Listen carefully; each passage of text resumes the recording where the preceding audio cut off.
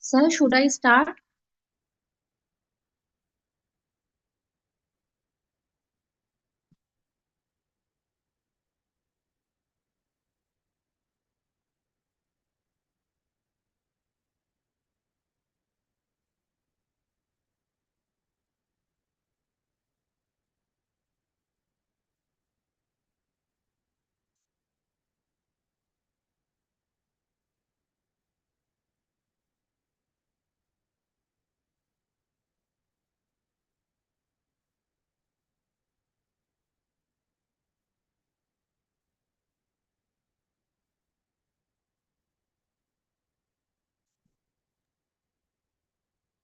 Sir, should I start?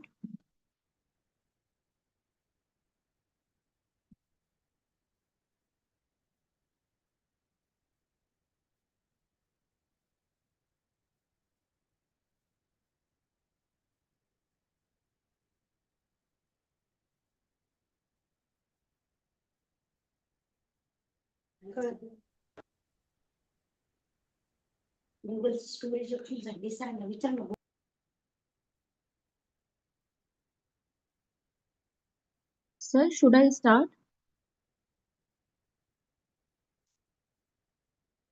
Am I audible? Yes, ma'am.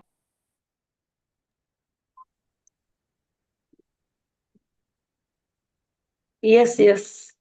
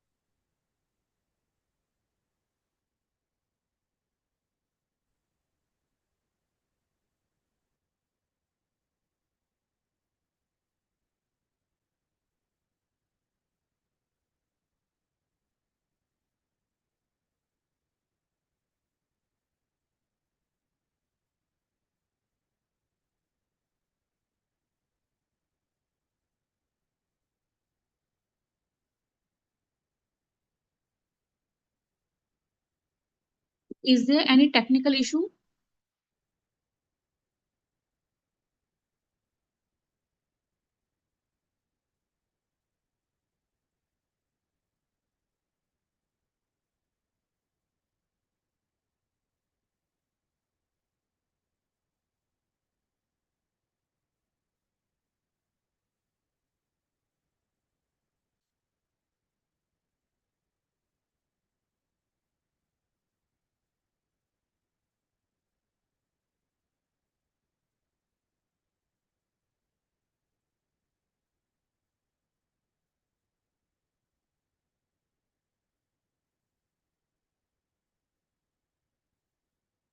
Am I audible? Yes, ma'am, you are audible, but I think there is some technical issue. That's why they are getting late. Okay, thank you for the information, ma'am.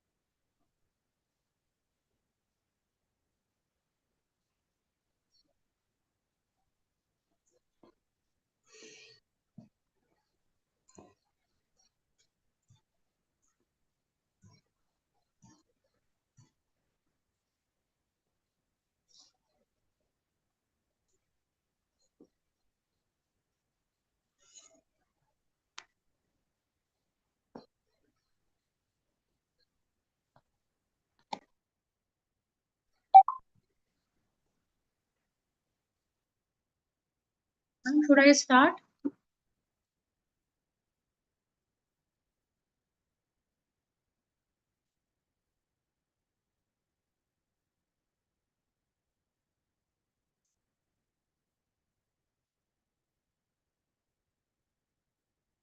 Ma'am, you are not audible.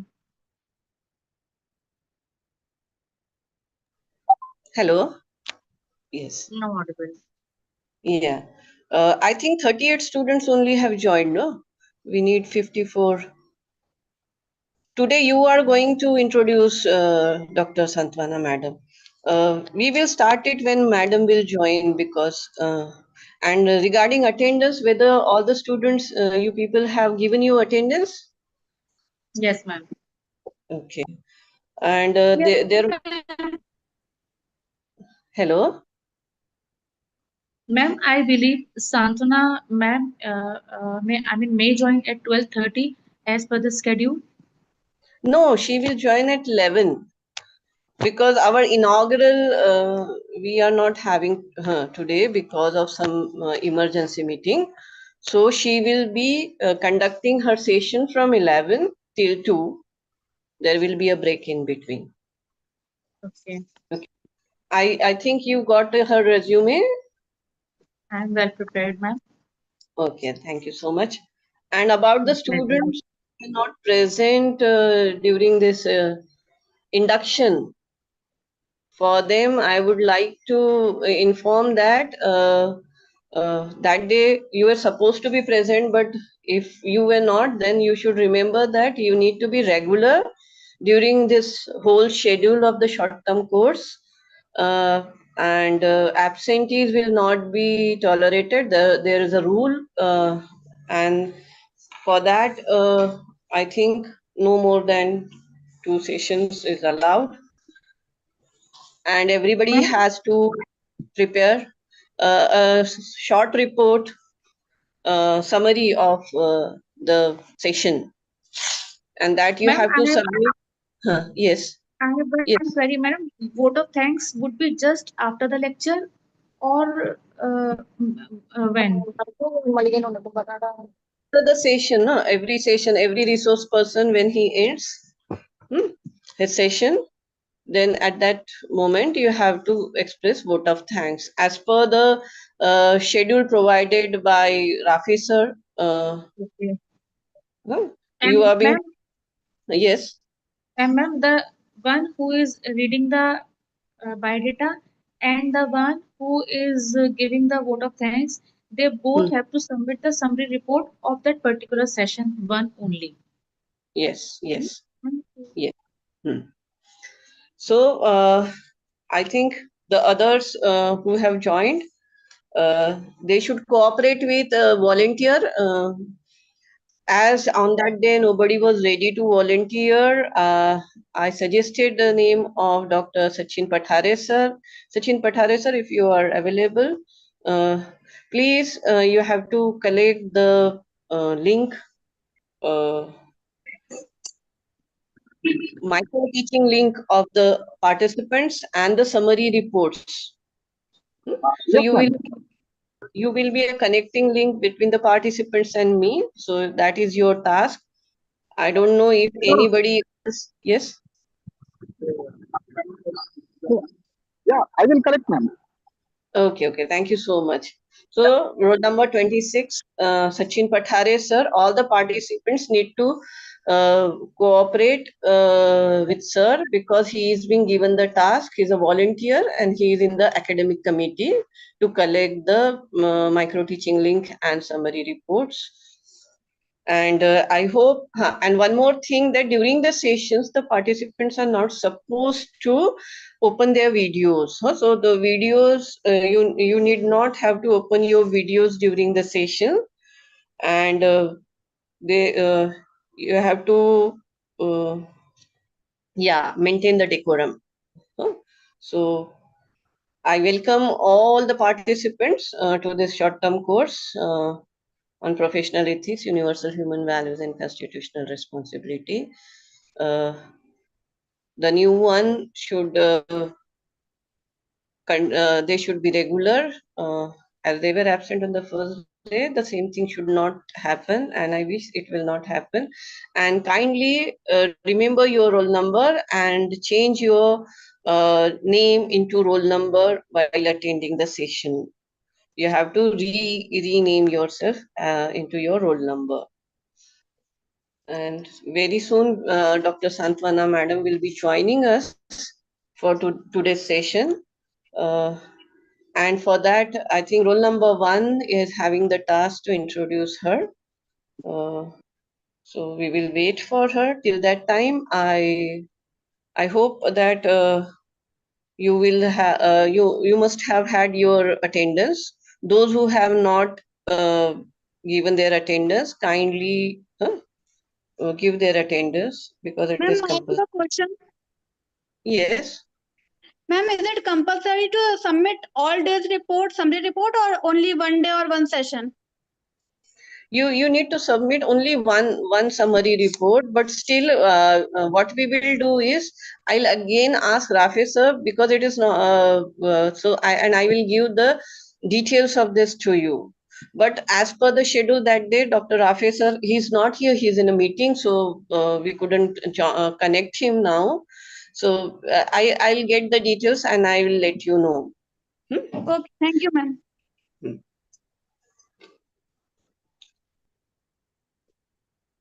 Any other one want any other participant who is ready to be a voluntary for helping Pathare sir in his task as a part of academic committee? If there is anyone, please let me know.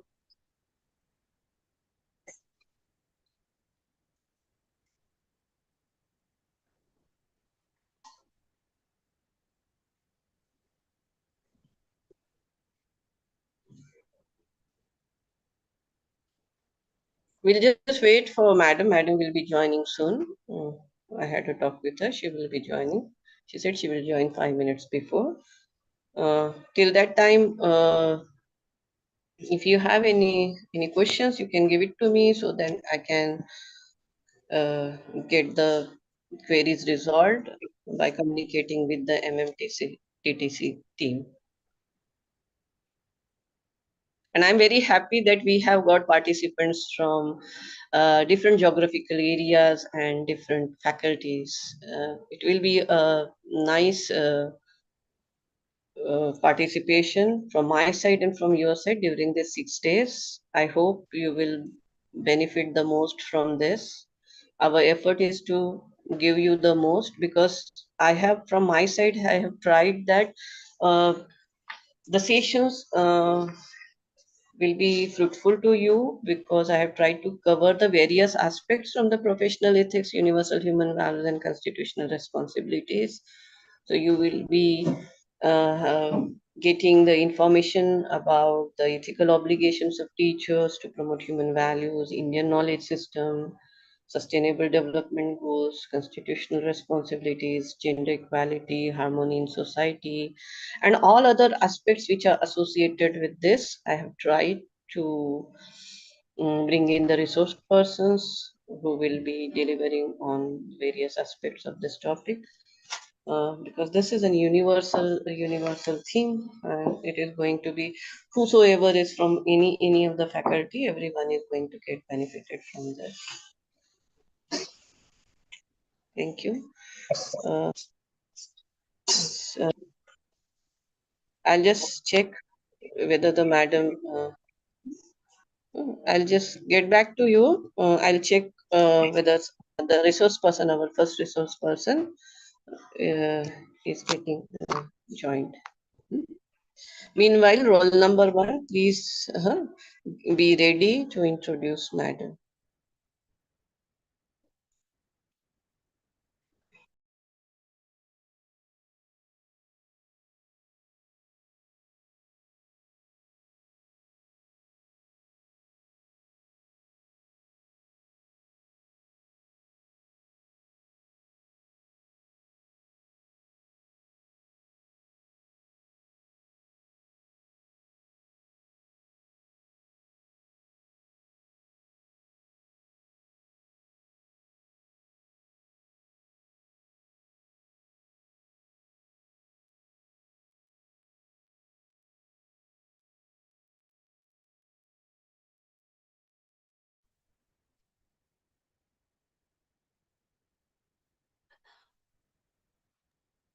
माऊली तुम्ही कसलं घेणार आहे? जे घेतात तेच black coffee दोन हा तर काय घेतला?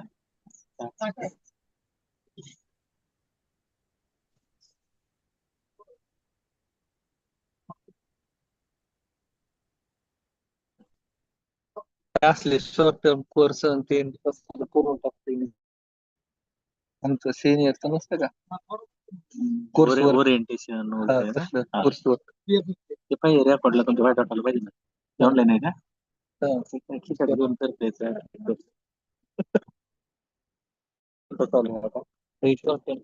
फॅकल्टी डेव्हलपमेंट झालाय माझा faculty index short term course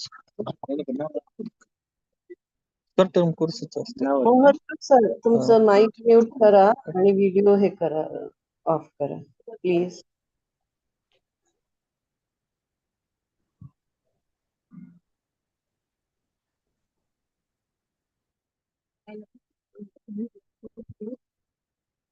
हे चेक करायला लागतात मालव्या नाही का मालविद्या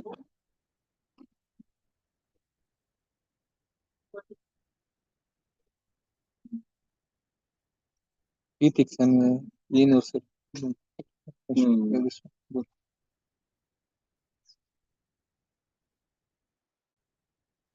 ते असं होतं पठाण सर ओ पठाण सर क्या पहिले ना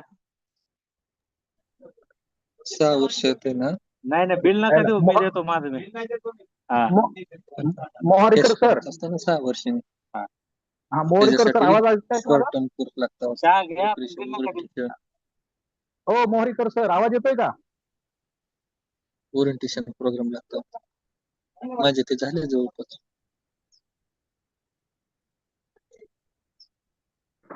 I think host must mute that person.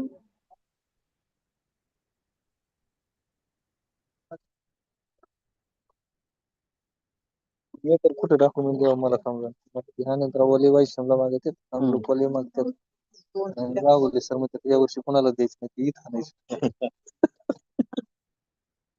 तुम्ही आता एक करा बरं का मी एका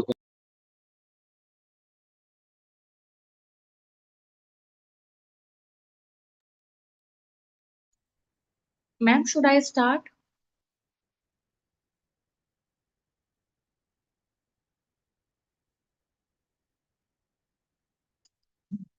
Ma'am, should I start?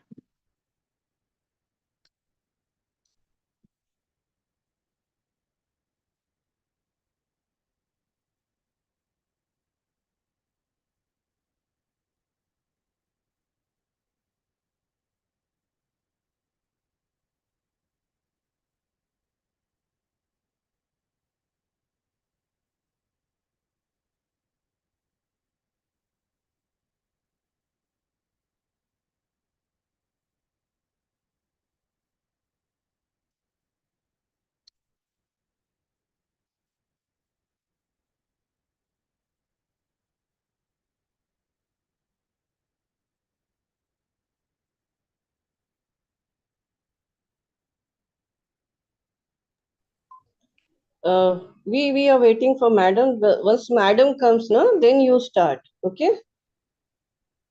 Okay, ma'am. There must be some technical issue. I am connecting to her. I'm trying to connect to her. She will join. She will join.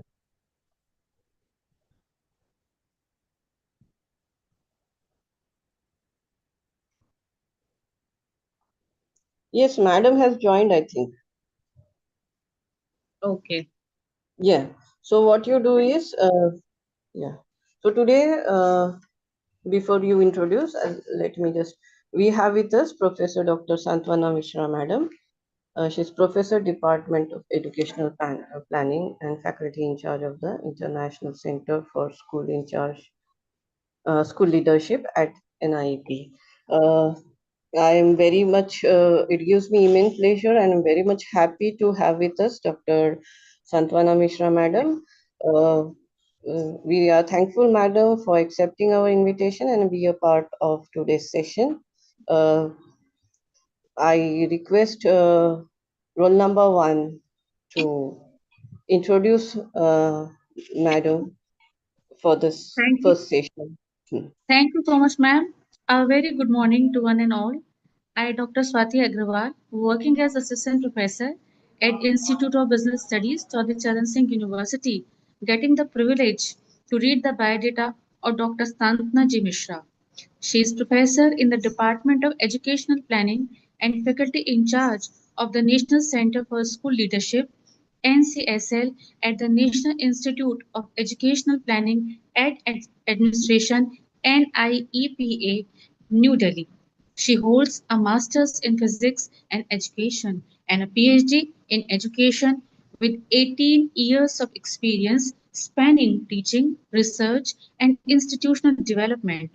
Her research interests include educational psychology, educational planning, and variables influencing teaching learning processes, in which she has published over 50 papers in national and international journals. Her global engagement spans forums in the US, UK, Japan, and Sri Lanka, where she has presented research and exchanged ideas on advancing education internationally. As a resource person, she delivers expertise in research methodology, institutional development, planning, emotional intelligence, soft skills, and leadership to students and faculty alike. Dr. Mishra is actively involved in outcome based district school educational planning under Samagri Shiksha. Currently, she is leading training initiatives for KGBV wardens across India under a 2-year project sponsored by the Ministry of Education, Government of India. I welcome you, ma'am, to join us in a journey of 1 week short-term program. Thank you, Thank you. everyone. Thank you so Thank you much. so much. Thank you so much.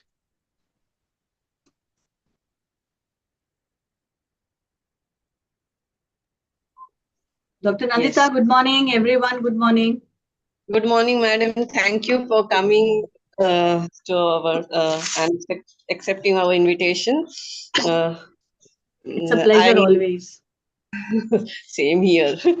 Madam, if you permit, we should whether if it you are ready, we should start with our session. We can start right away. There is no need to go into the nitty-gritties. I Yeah. think the inauguration basically means that we should now start with the work. So all the best to Yeah. you. You are the program Thank you. coordinator, the director. So all the best to you. All the best to all the participants for a good learning experience in the upcoming days for this whole course. Thank you. Thank you so much, ma'am. So, uh, I I ask all the participants, first of all, please do not open your video during the whole session and be remain present for the whole session from now because madam will be conducting 2 sessions, 11 to 12:30 and 12:30 to 2 p.m. In between, there will be a tea break, which will be as per the convenience of our resource person, Dr. Santwana Mishra, madam. And I welcome madam and I welcome all the students to the short-term course. And I hope you will enjoy the session. And now I request Dr. Santwana Mishra, madam, to continue with her session. Thank you. you, ma'am. Thank you so much. Thank you so much, Dr. Nandita. And also to the other person, the one who introduced me, thank you for such kind words. And you said a lot about me. I just hope I am up to that expectation that is built. And then the first session in the course, and that too for 3 hours. So I just hope that everyone is there with me till the end. Okay. And the Yes. topic which Dr. Nandita is giving me is mental well-being. You know, so let us just give me a minute to share my screen so that we can all we can start with the session. Just a moment, I'll share my screen and tap screen can share. So now, I hope my screen is visible now. Yes. Yes, ma'am. Yeah. Yes, madam. Okay. So my screen is there, and I'll be talking about promoting student well-being in our institutes. Okay. And here, when we talk about promoting, let me just give me a minute to adjust this whole thing, because this will create unnecessary issues here and there. So we can make it small.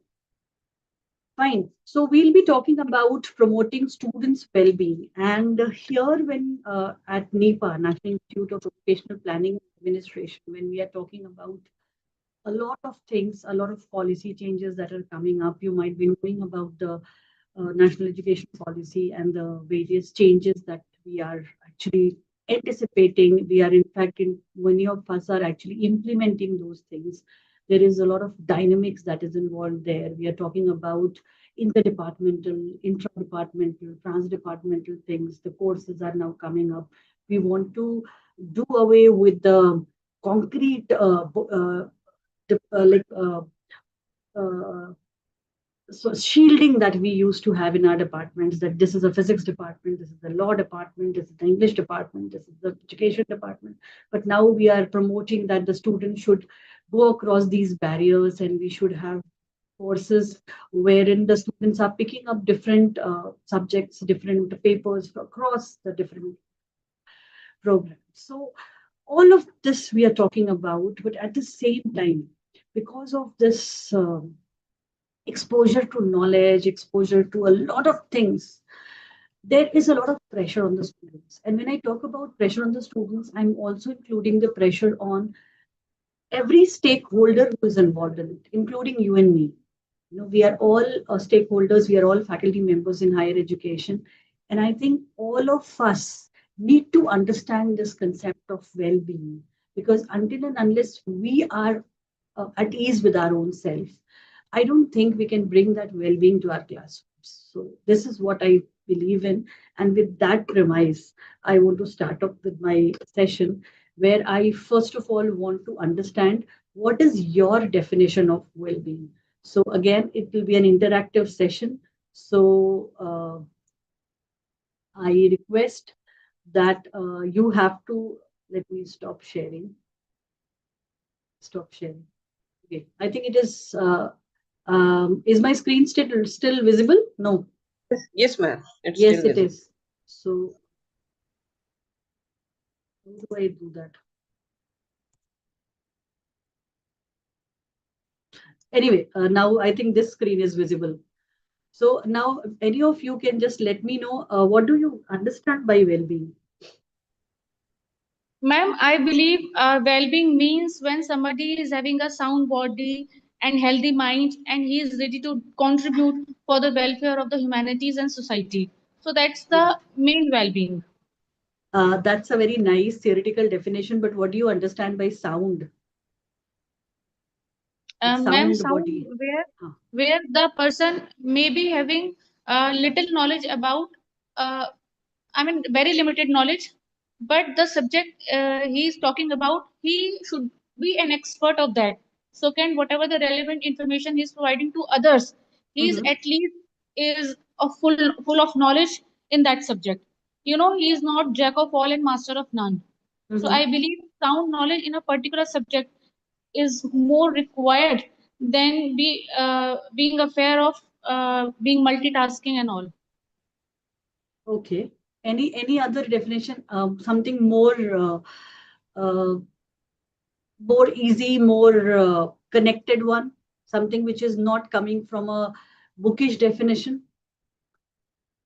Like I say that when someone asks me, how are you? And I say, I'm doing well, I'm fine. What exactly, like, how are you defining yourself?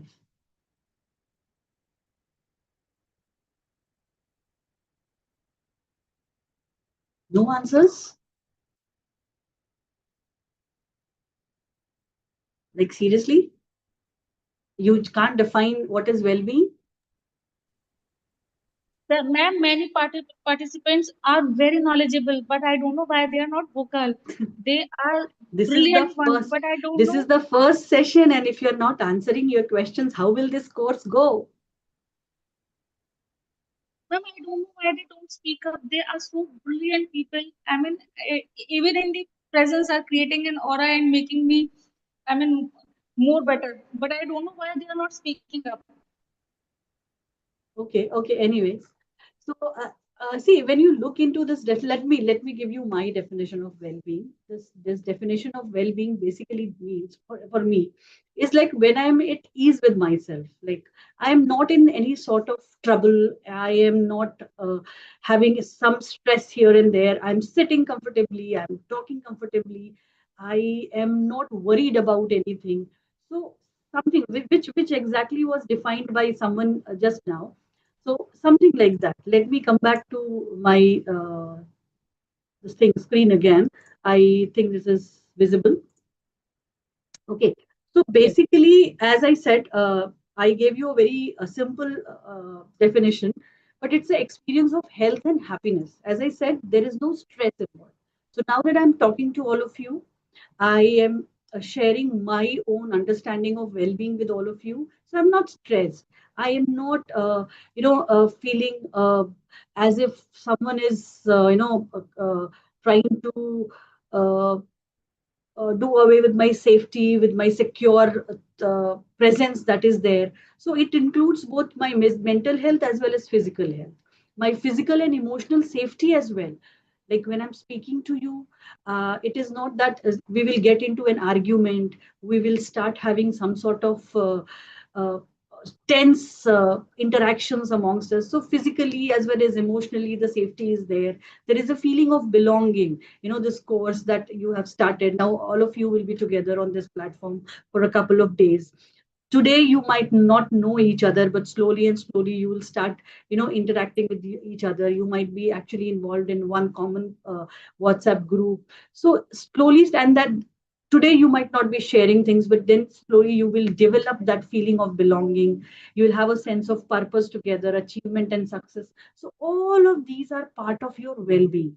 Well-being just doesn't mean that your physical attributes are all are normal, as well as your emotional attributes are normal. Okay. Well-being, it's a broad concept and it covers a wide range of psychological and physical abilities. It's actually involved a lot of things. Okay. So I hope I am able to uh, give across this message of what well-being is. Well-being is not only sound health and sound mind. The sound health and sound mind actually involves a lot of things. Many of the things which we sometimes just miss. It is like even if you are running across in your college corridor for doing certain things, for meeting certain deadlines, but are you at ease with it? Or is it actually taking away a lot of your energy in a very different manner, like energy which goes away in only in worrying, not exactly in actually putting in your effort to complete that task. That also has a negative impact on the well-being. Okay. So I hope I am able to put across this thing that well-being is not a very uh, a concept which can be actually defined in a manner which is which only has a little bit some attributes. It has so many different attributes that we need to actually look around at it from a very global perspective, that yes, well-being basically includes your mental and physical health, as well as your physical emotional safety, a feeling of belonging, a sense of purpose, achievement, success, so on and so forth. Okay, so it's a broad concept and a lot of abilities are covered in that. Now, when we look into from mental health, you come from well-being, you come to a mental health. So, a major component of well-being is mental health. Now, when you look at mental health, it comes out as a spectrum. Now, why am I saying it's a spectrum?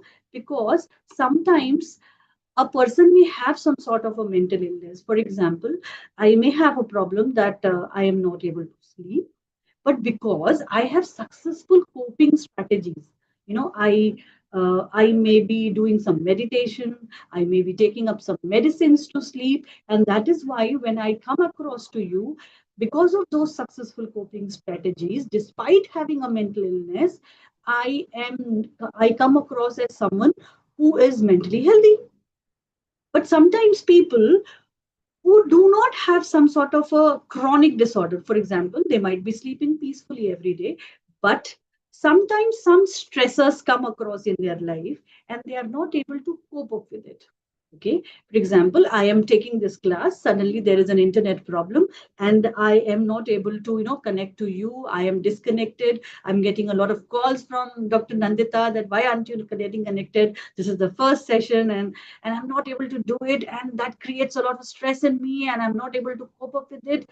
And that eventually results in a lot of physical symptoms, a lot of problems. I drain out all my energy because I don't have enough coping strategies. I don't know how to deal with it. The best way to deal with it is I don't have an internet connection. I should call up my IT team and ask them, why don't I don't have an internet connection? Please help me with it. Or else, in fact, I can call any of my student and ask them to set up a hotspot and get it connected. But that if that those strategies are not coming in my mind and I am not understanding. Sharing is not allowed, so I am not allowed to share my things. Yes, it is allowed. I think. No, it is suddenly it went away. Yeah.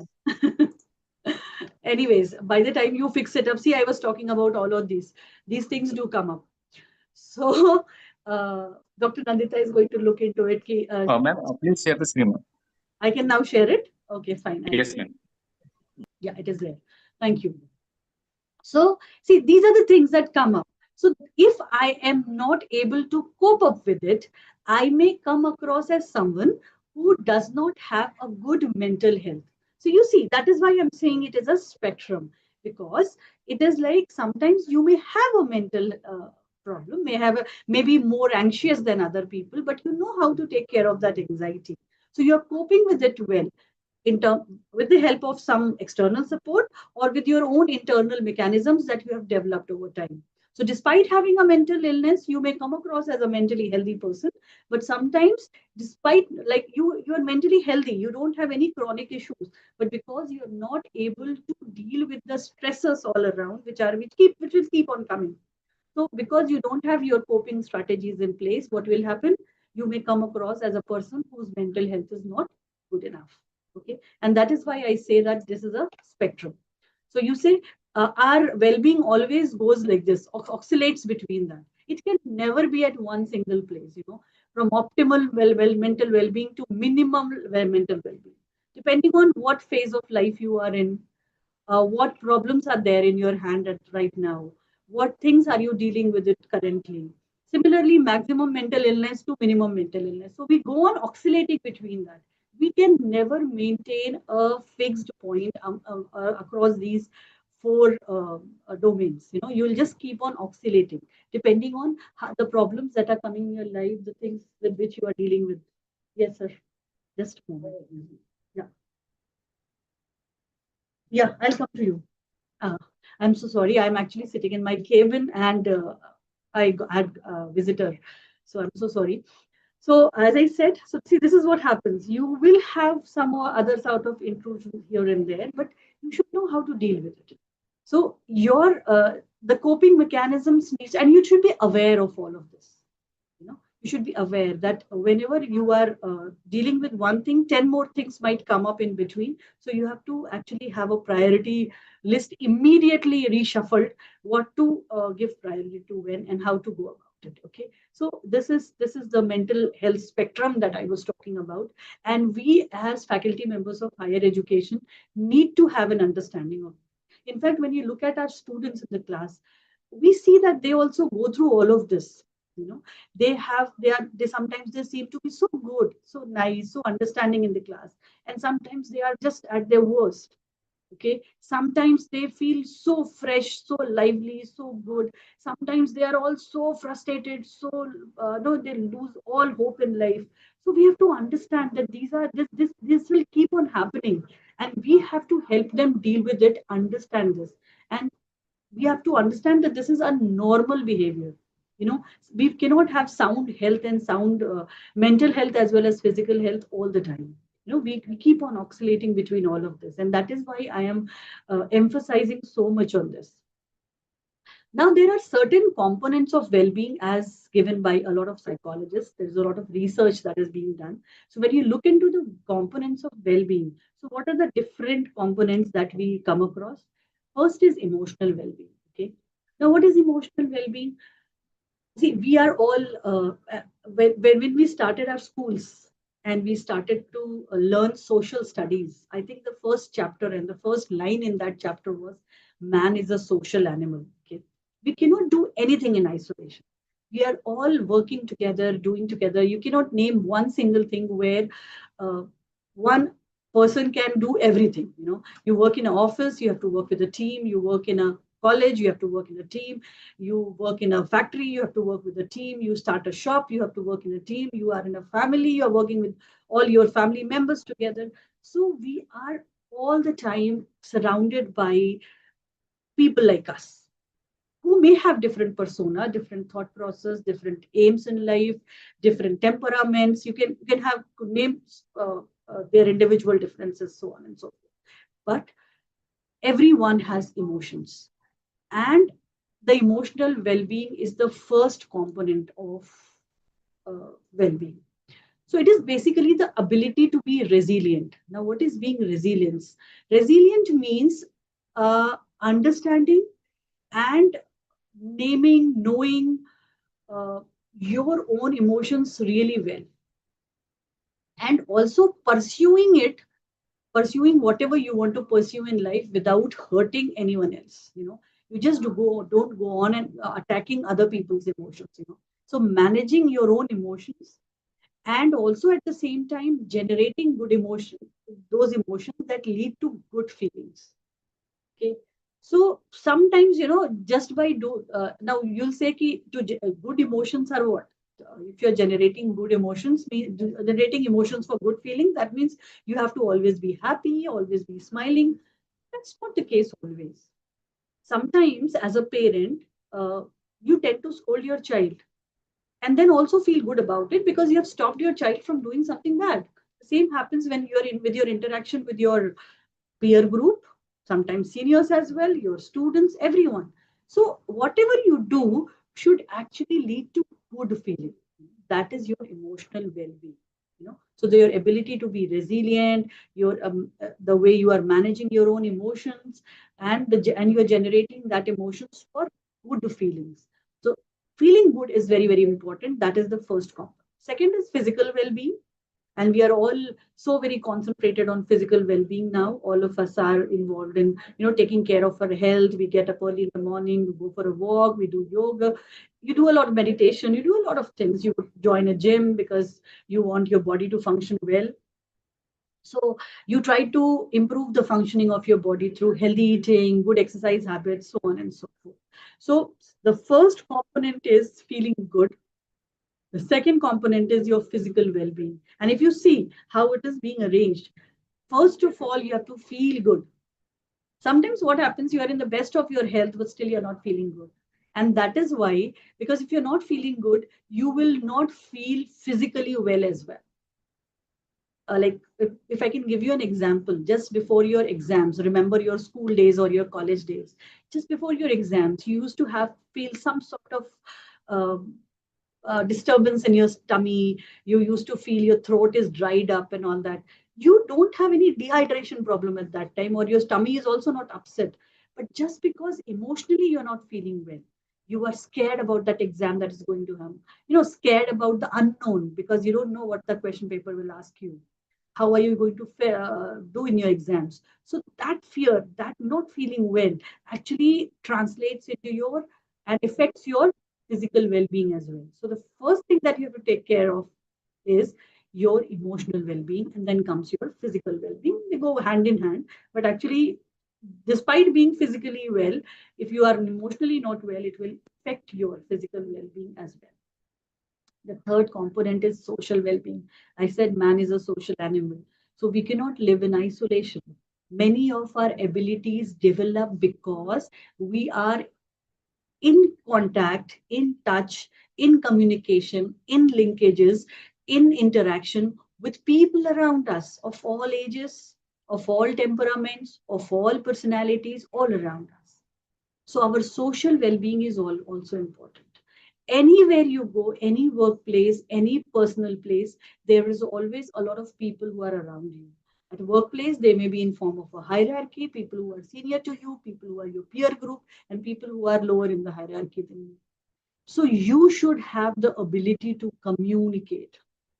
Because if you don't have the ability to communicate, half of your life will go into explaining why the other person misunderstood you, why there was a bad feeling towards you. So you will go on explaining, no, this is not what I meant. This is not how it was. You just took it in the wrong way because you have not communicated it properly.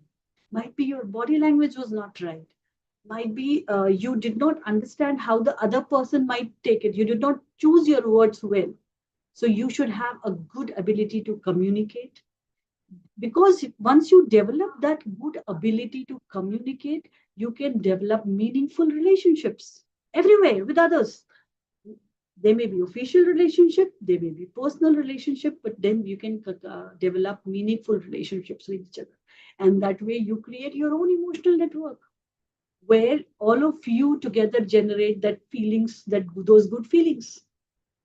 And I'm not saying that you don't need to have arguments, have fights, have disagreement. But disagreement should also be done in a way where the other person is not hurt personally. You reject the solution given by the other person, but don't reject the other person. I'll come to that point later in this session.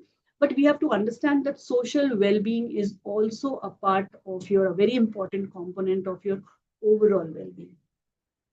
Now comes workplace well-being. All of us, we are all working.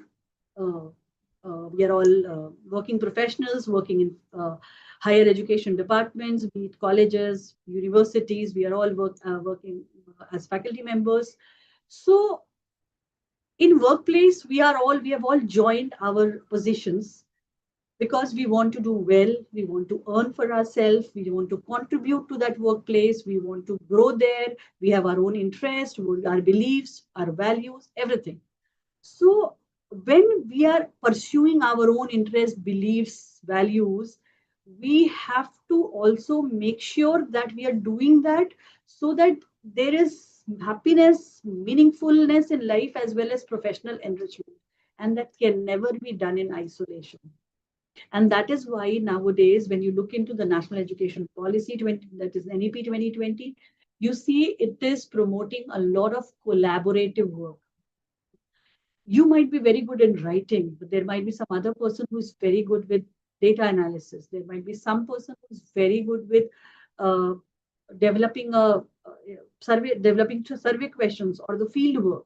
So if the three people come together, imagine the way your work is uplifted.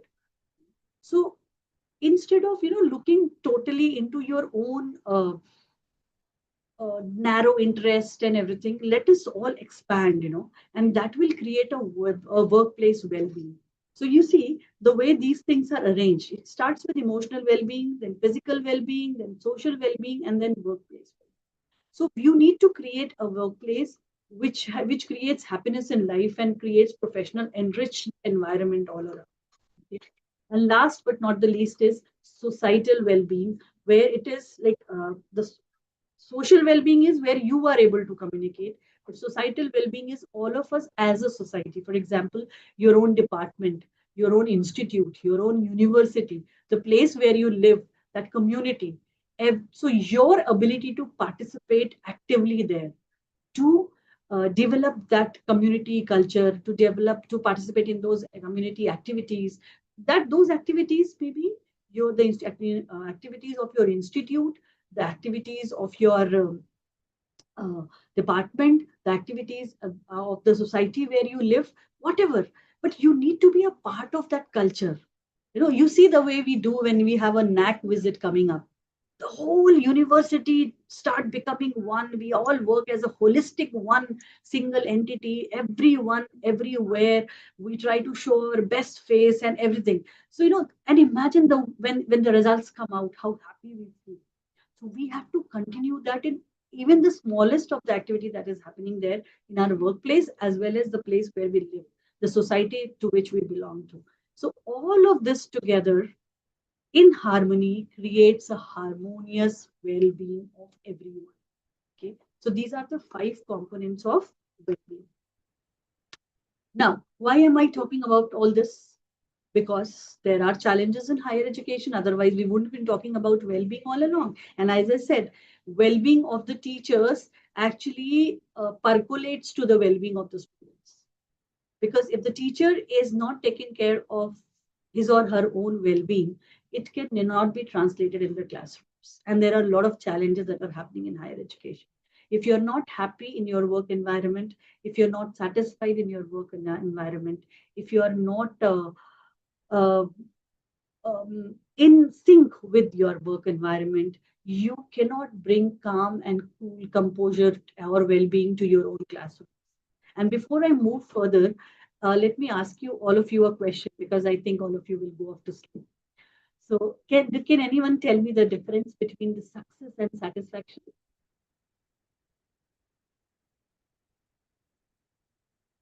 Yes, I hope everyone is listening. I want you to let me know the difference between success and satisfaction.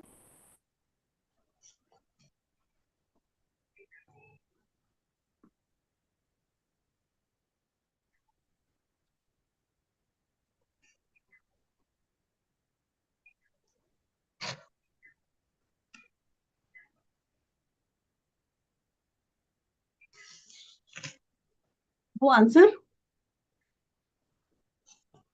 You can speak in Marathi as well. I don't mind.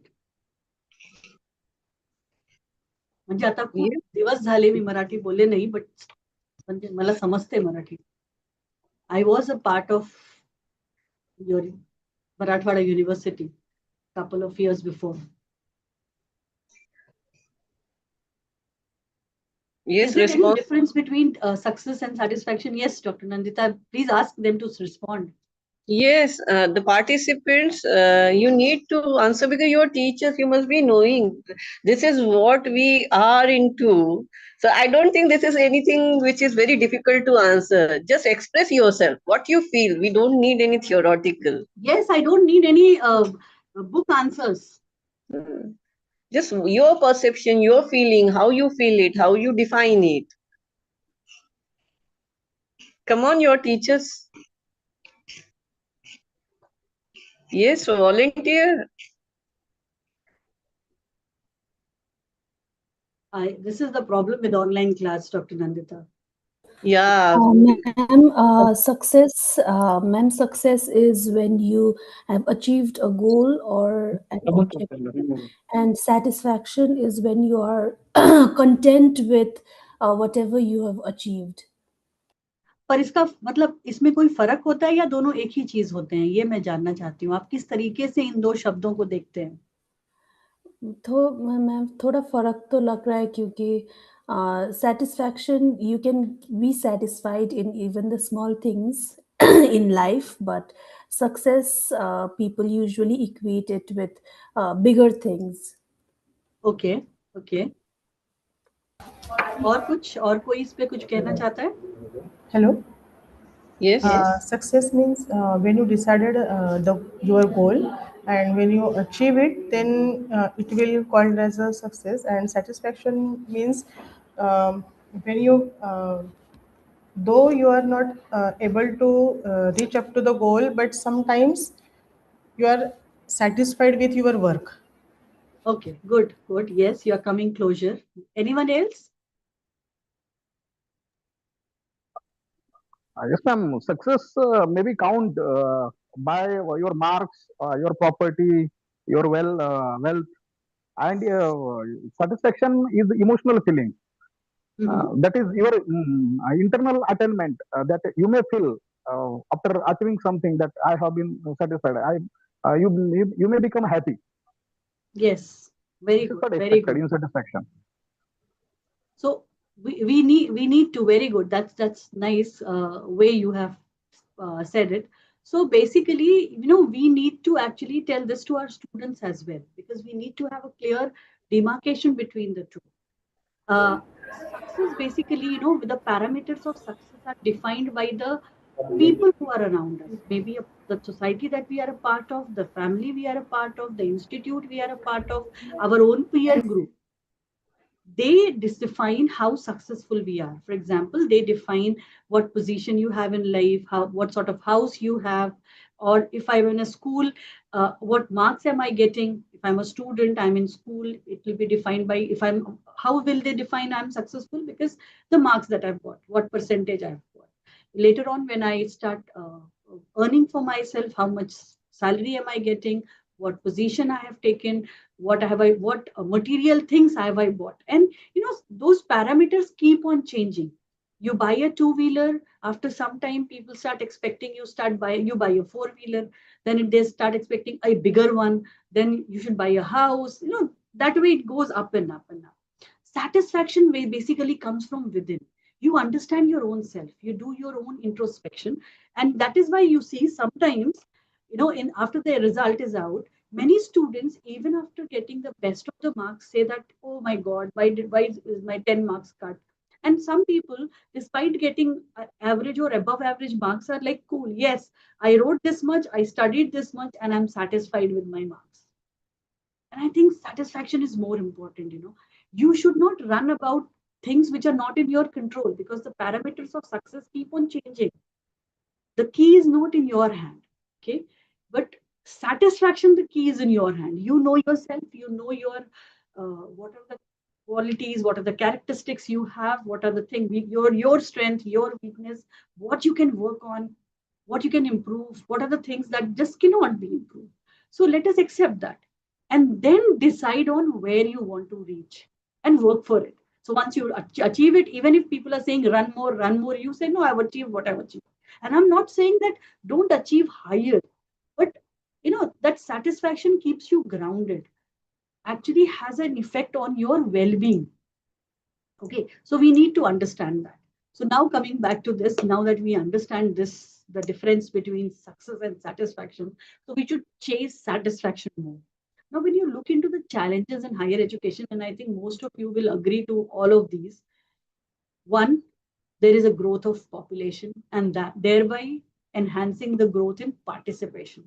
You look into any exams all across India or the world, you will see there is so much of competition, because there are so many people so many students who want to grab that seat. So the ratio of people applying and people getting qualified is high. People are like, there are 100 people for one single seat. There are 1 lakh people for one single seat, something like that. So because of that, there is a lot of stress.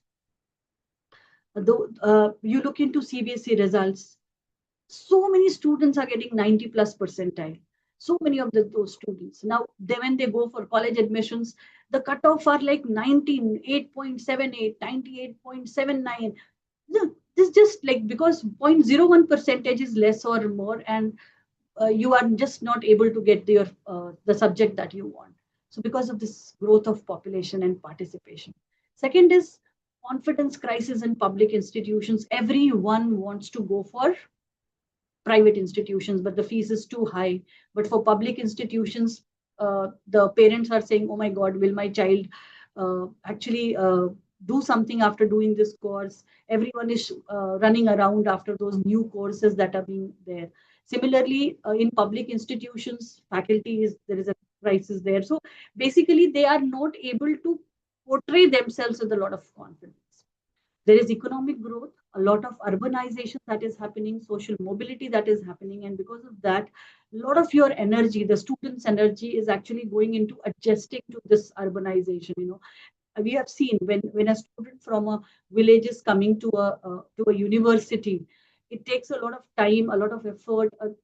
The behavior is different. So that leads to a lot of tension and those sort of tensed environment there initially to adjust, and many of the times it takes years to adjust into that.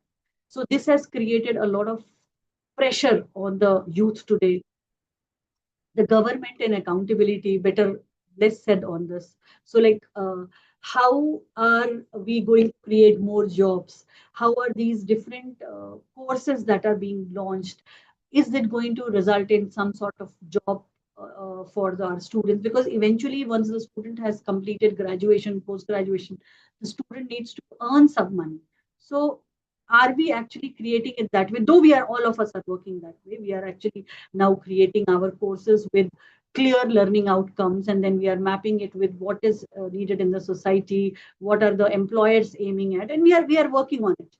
But the pace with which it should be, the output should come out, and the pace with which we are working actually is not matching, and all of us would agree. One important aspect is there, that educating educators and administrators. What happens? We become the head of the departments, we become the administrators in educational institute by virtue of our for experiences. So the senior most professor becomes the head of the department, or the person who has a lot of experience becomes a registrar, becomes a vice chancellor, becomes a finance officer, becomes those administrative roles, but has never been trained for those administrative roles. So I am not saying that a good academic cannot become a good administrator, but also at the same time there are so many different aspects to being an administrator that you should actually learn. You should actually have trainings for that, and then only you can be a good administrator. So many of the people, then they struggle, and because of that, the way a institute should function actually lags behind. Now, dropout rates are really high. When you look into the higher education dropout rate, in India, it is almost 50%. 50% of the students during their schooling time drop out at different levels. And for some courses, you see only urban people are going for it. The rural people are not going for it. So dropout rates are there. We are not able to take all children. Like we are going for almost 100% enrollments for our school education, especially in the primary level. But when you look into the higher education, dropouts is still very, very high. There are private sector initiatives, NGO initiative, internationalization, confusing students a lot.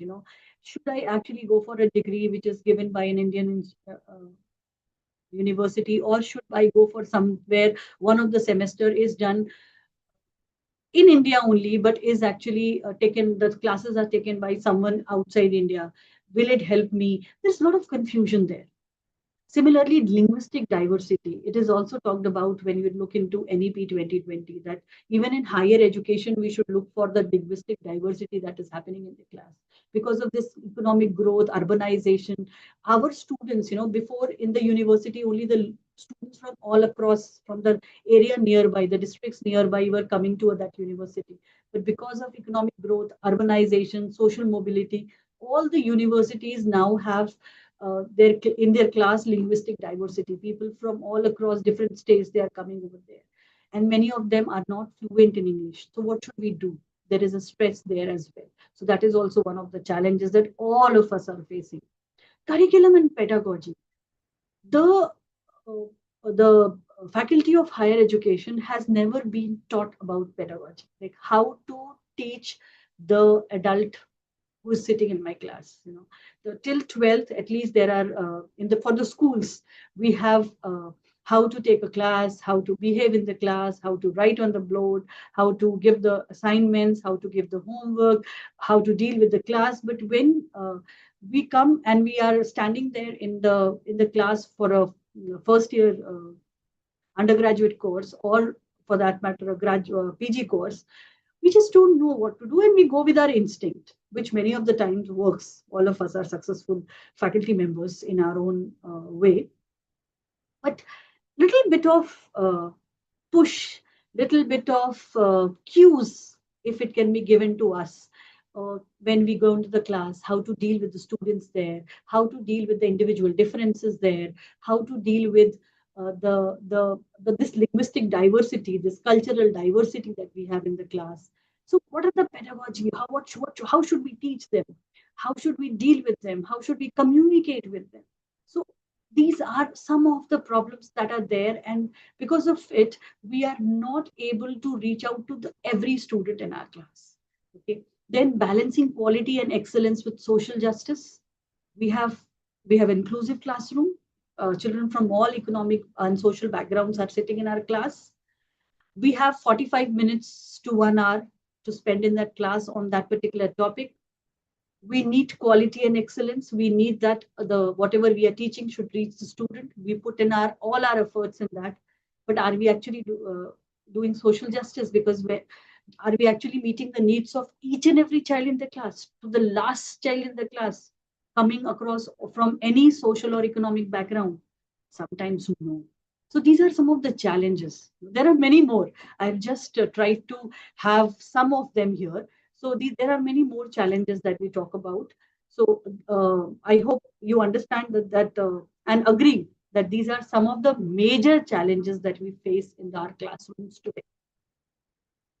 Now, apart from these challenges that we as well as our students and our institutions face, there are certain factors which are affecting the students' well-being as well. And what are those factors? One, substance abuse.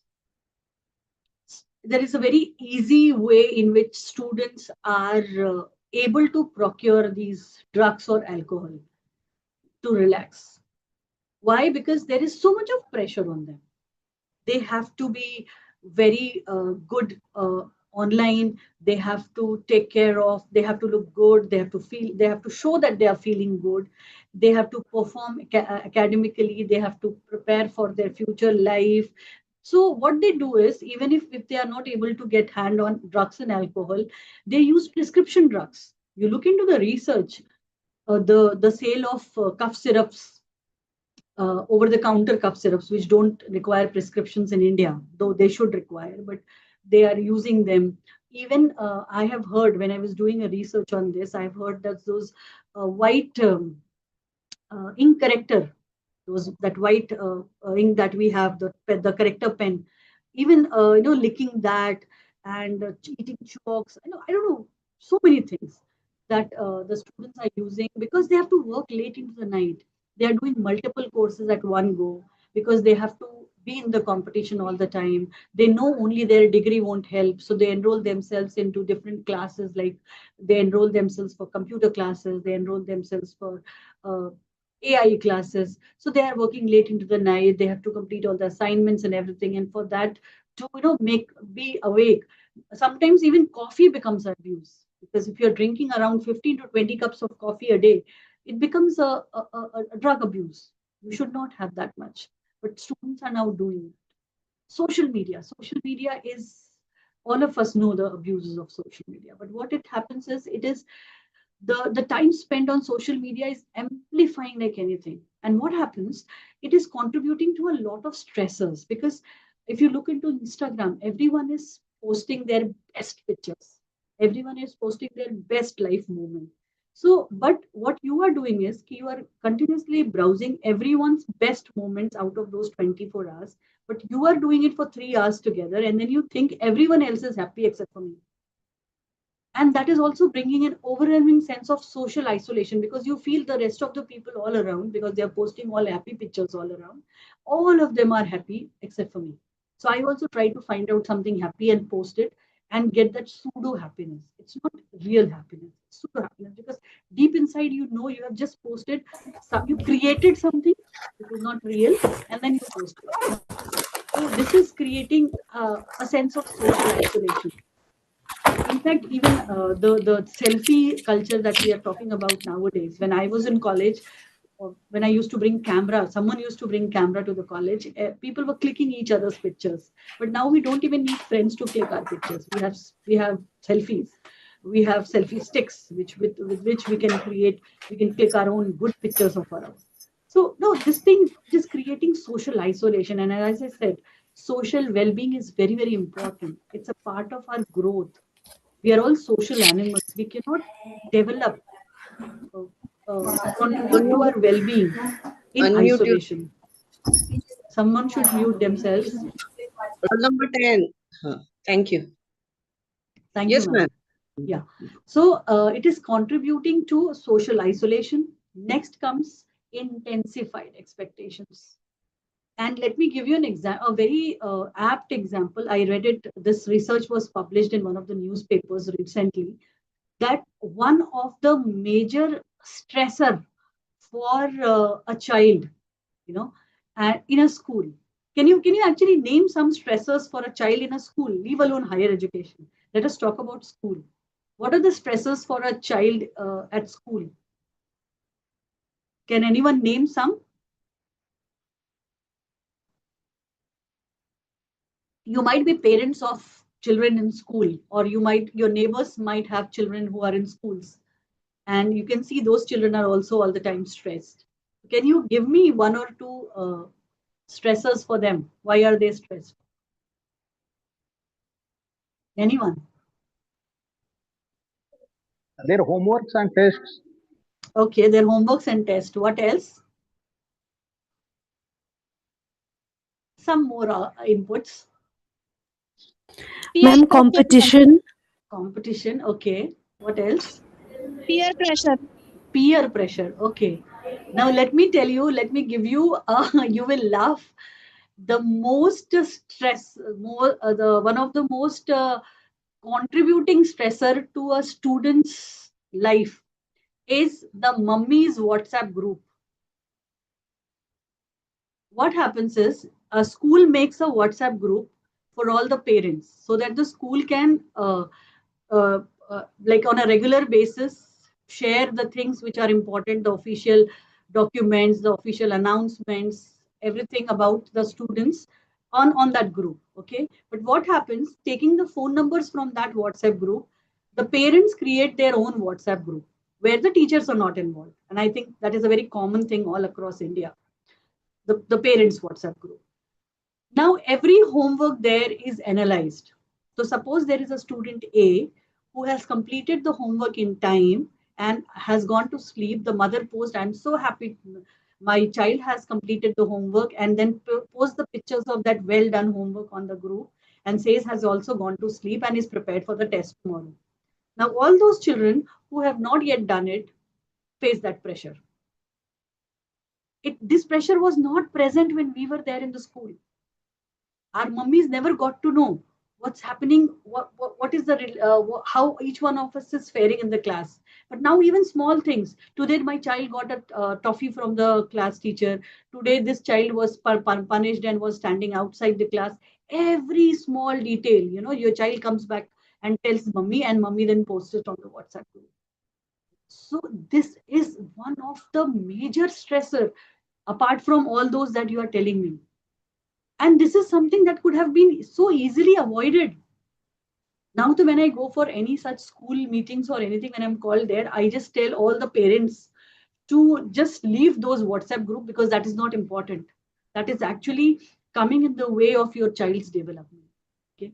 So now coming to higher education, there is intensified expectations here as well. You have your peer group all around in your neighborhood. Some of them are academically excelling. Some of them are excelling in sports. Some of them are excelling in extracurricular activity. And that child has the pressure from all across to academically excel, to fit in socially, to be very, very successful, the different courses that the child needs to do, so on and so forth. And because of the social media, because the parents are also on social media, they get to read those stories all around. For us, the stories were always there in the newspaper. So and so has qualified, so and so. That's all. It was never nearby. Some child in some state has done something good. But now the students are facing so much of pressure from all around because of the social media as well, and because the parents are also in some WhatsApp group sharing the success of. And again, as I said, everyone is posting the success. No one is posting failures. So this intensified pressure of always maintaining that success is there on the students from all across. So this is one of the thing, and we should understand this because the child sitting in our class, the student sitting in our class is facing all of this. Now, new parenting styles. The parents nowadays are highly involved.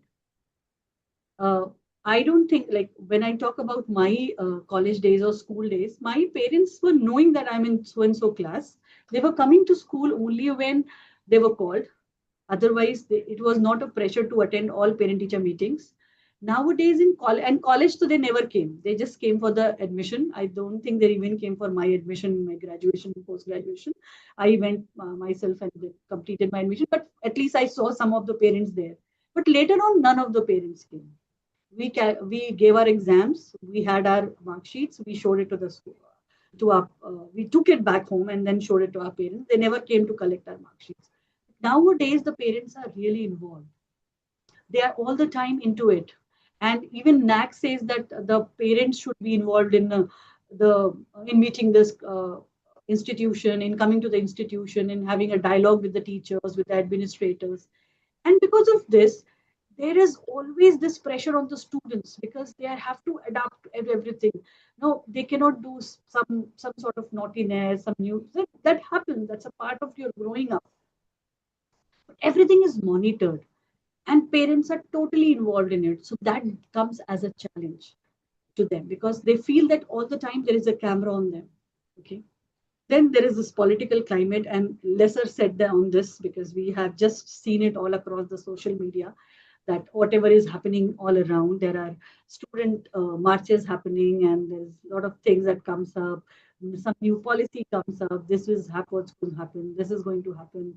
No, so that leads to a lot of stress, anxiety, depression, and we all know last 26 days we just a student agitation was going on, which just came to an end. So political climate also is there, and because there is a lot of exposure to this political climate, the political climate existed before as well, but because of the social media, because of the internet, the students are more exposed to it, so they also get affected by it. Okay. So because of this, and then as I said, social isolation because of all this is increasing. When you talk about pre-social media days, whenever there was stress, we used to have our own friend circle. We used to talk to them. We used to feel, yes, they are also suffering the same things. We used to chalk out some ways of coming out from it.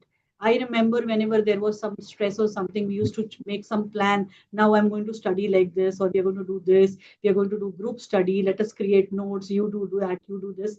But now, because of this social media, there's a lot of social isolation. The students now are not happy to discuss the problems in their life with their peer group.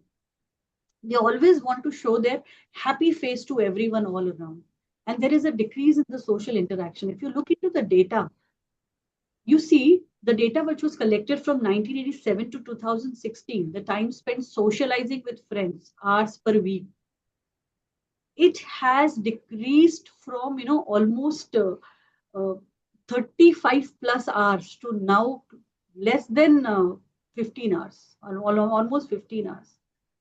So with an average of 16 hours for them. And now it is like the social, the child who is spending so much, like almost 40, close to 40 hours on the phone, 40 hours per week on the phone, which was very, very less before.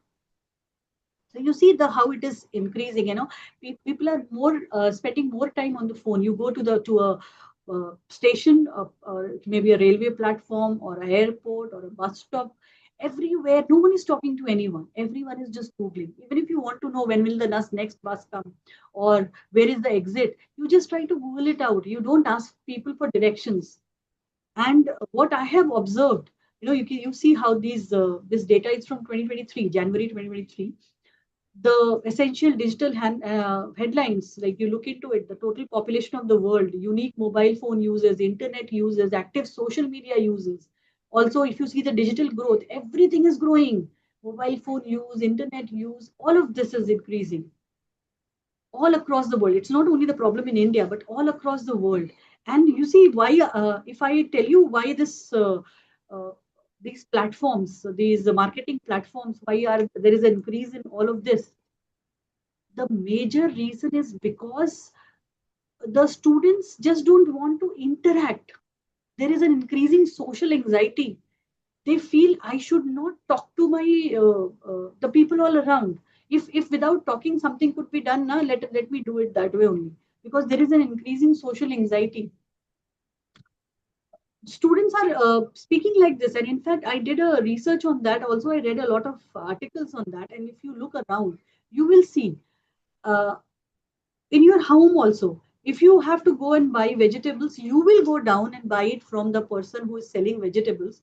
But your child, be it in school or in college, they will say, let us blink it, Let us buy it on Amazon now. Let us buy it on Flipkart instant. Let us order it online, because that will uh, lessen this anxiety of interacting. So as I said, there is an increasing social anxiety. They want to book their autos on Uber, on Ola. They don't want to haggle the price with the person there. They don't want to talk to the auto wala, to the taxi wala. They just want, they should go there, the taxi should be waiting, they should get in, give a OTP only, and then sit there quietly on their phone, not talking to anyone, not asking for directions, because the GPS will take them to that exact location. Don't you think that is increasing? I need your views on this.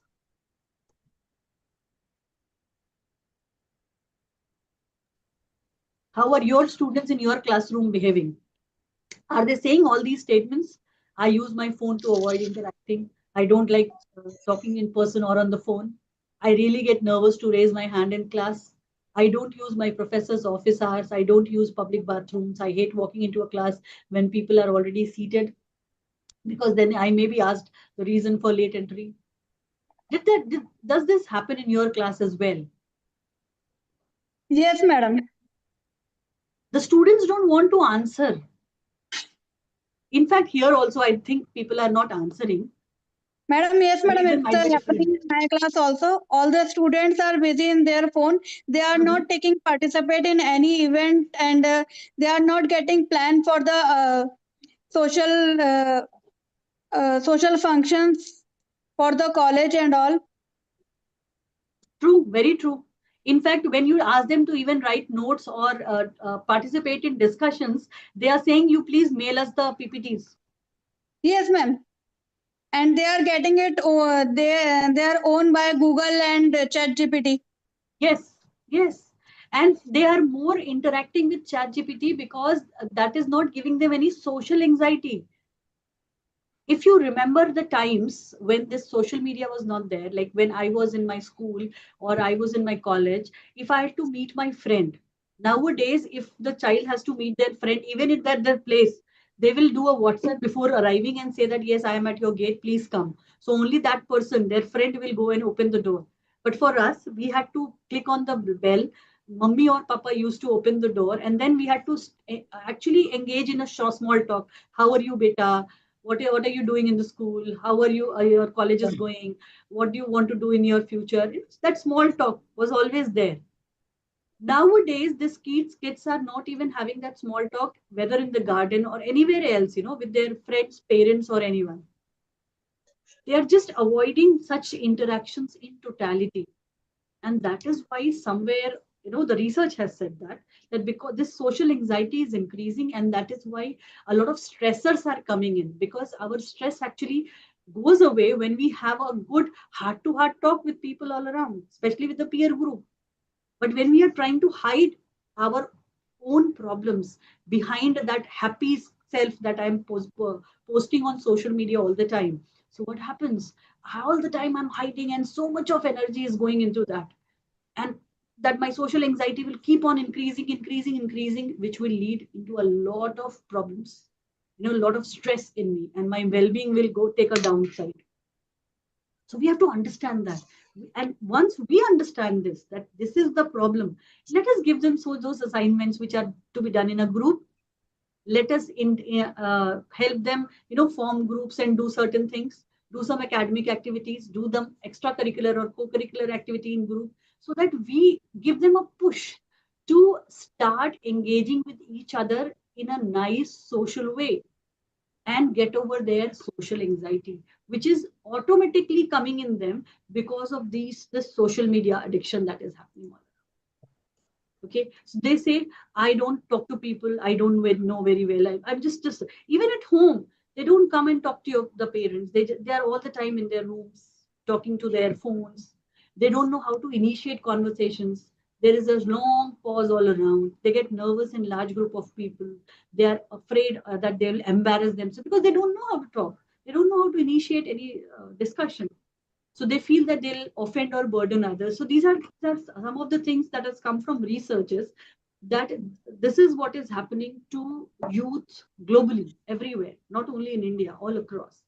that the social anxiety in youth is enhancing. And we as higher education faculty members need to know this, so that until and unless we know the problem, how can we do some remedial actions on it? So that is why I am stressing so much on this, that if you have to promote, encourage well-being in the class, one very important thing is that you have to understand that we have to formulate ways, and you know your class, so you can formulate ways to reduce this social anxiety that is developing in the class slowly. And this is the epidemic that is coming up, and we have to deal with it. So who is this millennial student? This millennial student we have to understand, because this millennial student is sitting in our classes and we have to deal with them. So this millennial student is going through a mental health crisis. As I said, their social anxiety is very high. They have a lot of pressure on them, pressure to perform, pressure to be their best, pressure to be happy all the time, which is just not possible. We just cannot smile the whole day. We just cannot be happy the whole day. Okay, but they are going through this mental health crisis. And first of all, we need to accept this. We need to be no, until and unless we diagnose it properly, we cannot do anything about it. Okay, so this is why that is why I am actually putting so much of uh, emphasis on this part, that all of us as higher education faculty members should understand that even if the student is coming from a rural background or an urban background or whatsoever, but they are undergoing this different proportions. Some of them may not be going through so much of this because they have themselves found out a way to work on their mental health or their well-being, but some of them actually need our help. In fact, all of them need our help, but some of them need more help. Okay, so when you look into this, and let me share some data with you. More than the report from 2018 by World Health Organization says that more than 1/3 of college students report symptoms of mental health disorders. They're breaking down, suicidal thoughts, going for substance abuse, aggression, which is very, very common. You see, the basic bar of aggression has actually enhanced. Suicide is second leading cause of death amongst college students now. For very trivial things, the only thing that comes to their mind is, why should I live? Immediately the option that many of the students have is suicide. Mental health concerns are the second leading cause of students dropping out of the school. They just say, I am not able to cope with my peer group. They are not able to find support in their university or college environment. So they say, we are just leaving it. We cannot cope even more. Counseling has grown substantially, 7%, or 7% of the 7 times to the rate of enrollment, and it is continuing even more. Every college is now hiring counselors because the the aggression level is going high, the suicidal rates are going high. So there is a mental health crisis all across us. And that is why, I am emphasizing it so much. I started with your own mental health, how to take care of it. And then we went ahead this time. And we are all, I'm sorry, I had a phone call, so I had to close it. So there is we have to understand this. We have to first of all accept this, because it's been long that we had just ignored it, saying that this is happening to that handful of students. They don't know how to cope with it. We will give them some sort of support, and the rest of the students are all fine. But that is not the case.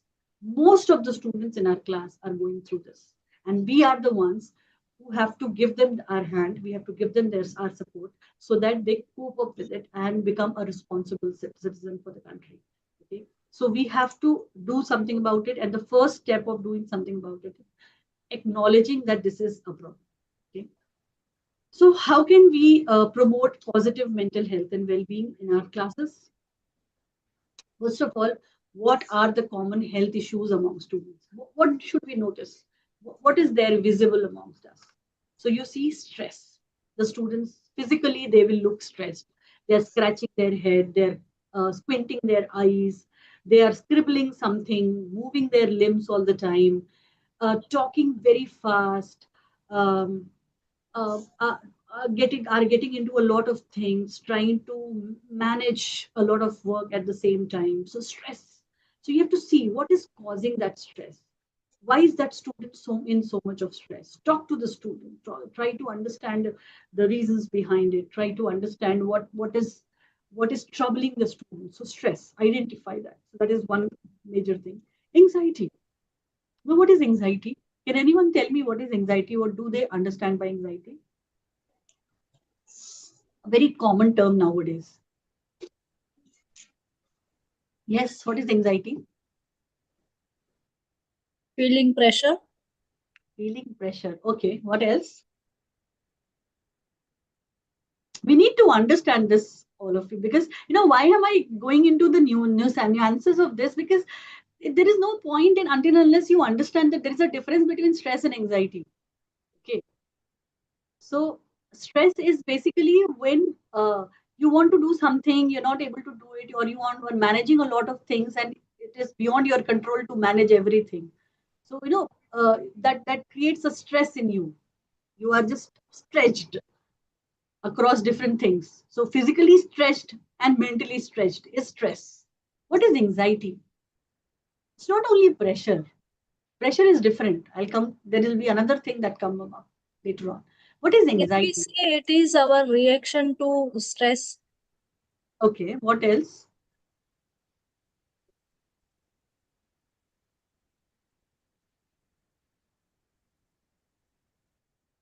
Anxiety means baseless fear.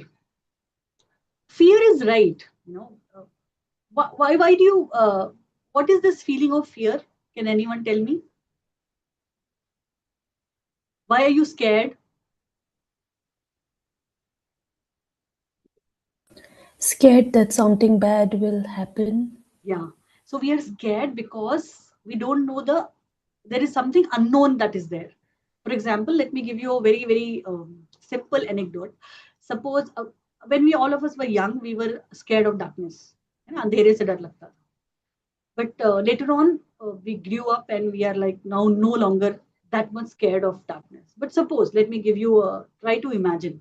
You go to a new house. Your friend has bought a house or has shifted somewhere, and you go to that city, and your friend has invited you to his or her house.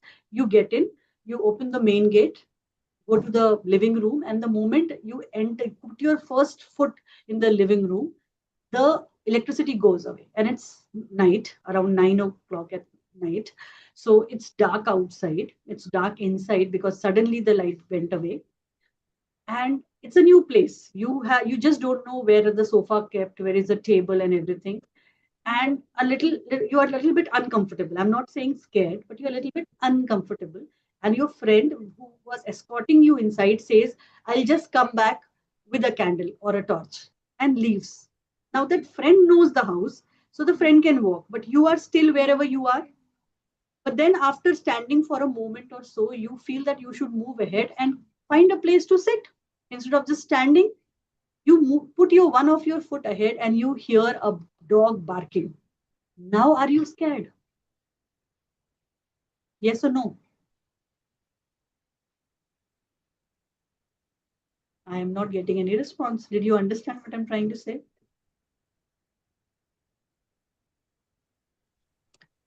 In a Yes, ma'am. unknown house, the light went away. You are standing all alone. The moment you move, you hear a dog barking.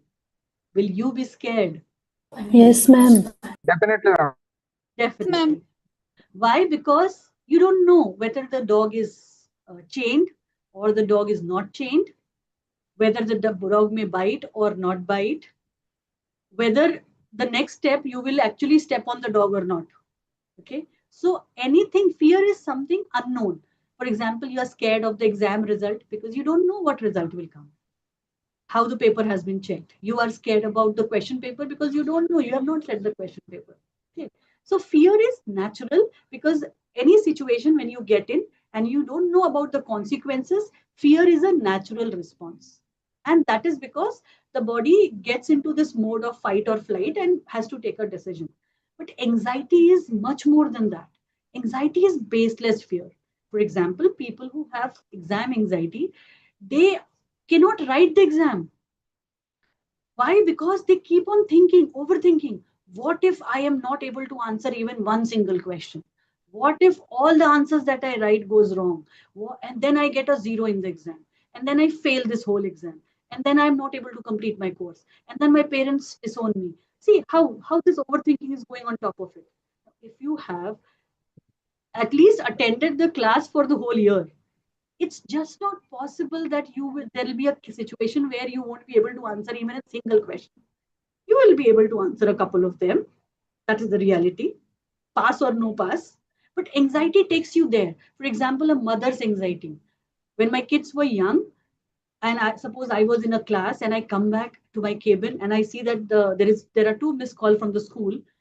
Between those 1.5 minutes, by the time when I pick up the phone, call up the school again, and the school people, they pick up the call, my mind goes in overdrive. That is anxiety, that they might have fallen from the stairs, slipped in the corridor, fallen from in the playground, got some fracture here or there, or blood here and there. But it was like normal simple call, like your child is there in the dance and will be coming late to the will be coming by some later bus or something like that.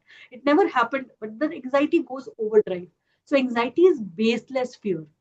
The probability of those consequences happening in chain way, the way your overthinking is telling, is very less. The probability of that thing happening is less, but still you are thinking about it and disturbing your well-being. That is anxiety. Now with the students today, this anxiety is happening. They feel, what if I am not able to perform the way everyone else is performing, because they have set standards outside. Their success, they are always reaching out for success. That is why I talked about success and satisfaction. All their predictors are outside. They have to be like someone. They have to reach to that goal like someone. They are behind certain things because someone else is there, their peer group is behind it, and that is actually inducing a lot of baseless fear, which we call as anxiety. So we have to identify that amongst our students, talk to them and let them know this is anxiety. The probability of this happening is too less. It is like you stop walking on the road because you fear some of the car will come and dash you off. But imagine the probability of that happening. It's less, no? So we don't stop walking on the road, do we? But yes, after seeing some accident happening in front of us, we are anxious for some time, and then slowly we wean it off. So that happens. So anxiety is another thing. We have to understand the difference between pressure, fear, anxiety, stress. Okay. Then comes depression. Why? Because we have to always put our best face forward to the soul. We have to post the best things on social media. We cannot show that we are sad. We cannot show that we are not performing well. We cannot show that things are not going fine, because no one is doing that. So where do we take this sadness? We keep it inside. That piles on, one on top of another, on top of another, on top of another, and leads to everyone else is happy except for me. I'm just showing everyone that I'm happy, but actually I'm not. Because you cannot lie to your own self. So what happens is we are not showing our sadness outside. We are piling it inside, showing our pseudo happiness outside. So because of this social media thing, this depression is creeping so much amongst our students. And then also because of this anxiety, this baseless fear, where I'm feeling that everything will go wrong because nothing is going right. So that is leading to depression as well. So what should we do for the students' well-being? It's very, very, very important. How should we deal with it? We are the faculty members. We have to understand that we are with our students for such a long time. The students are connected to us. They come to us for advice. They look up to us. So what should we do? Caring family definitely helps. Good habits. Let us ask the students who are there in the hostels to come a little early, or who are even living nearby. Let us go for a walk. Let us talk together beyond the classes. Let's just sit and talk. Understand what the subject actually says. What are the career options there? So if you become the caring teachers, providing safe and supportive environment. If you are bringing the family also to the college, to the educational institutes in the name of NAC. So why don't you go beyond NAC as well? Your IQAC also says that you should have interactions with the family members of your students. So talk to them, share all of these things to them. Because bullying, yelling, and unfairness does not help. Scolding them, why are you sad? Does that stop sadness? No. Shouting on them, does that help them? No. Unfairness, people who are good, happy in the class, responding to what I'm saying, doing well in their academics, let us be with them and let us nourish them, nurture them. That is unfairness. That won't help. So we have to, first of all, understand what's troubling them and then give them safe and supportive environment. Then only we can help these students there. Okay. So we have to become better teachers ourselves. And for becoming those better teachers ourselves, we have to actually understand, as I said, well-being. We have to understand our own self, what's troubling us, because we are also actually falling to all of this, the social media thing, this digital addiction thing, these things that are happening all around, the expectations from us. Suddenly, post-COVID, all of us are supposed to, engage ourselves with all these online classes all around. And these online classes have one of the most important drawback in my eyes is that you are expected to do these courses from your institution.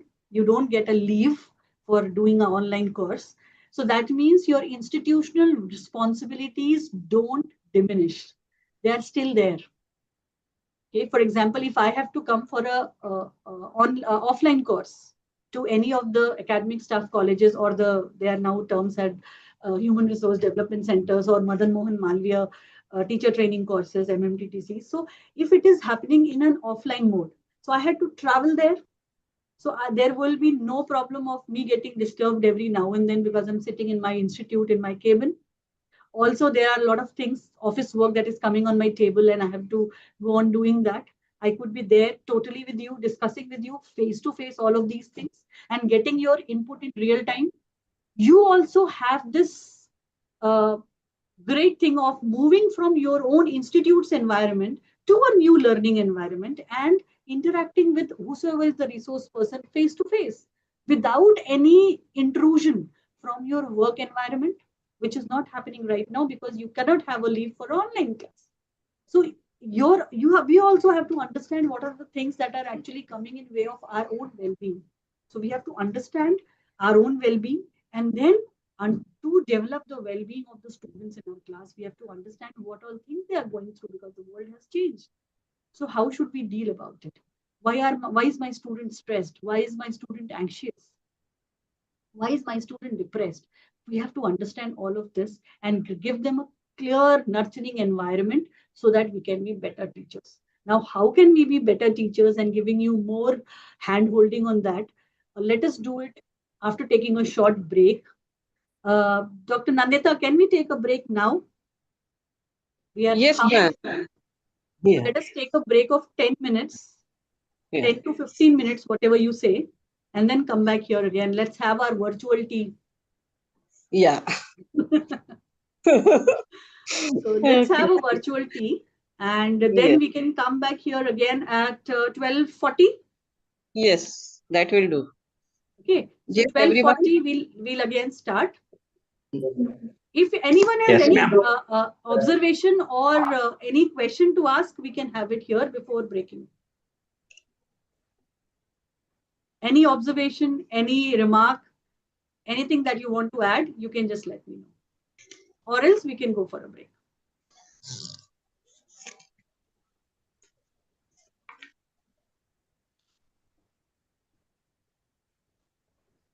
Okay, so there are none. So we will again I am not leaving, but we will again come back here on the at 12:40. Fine?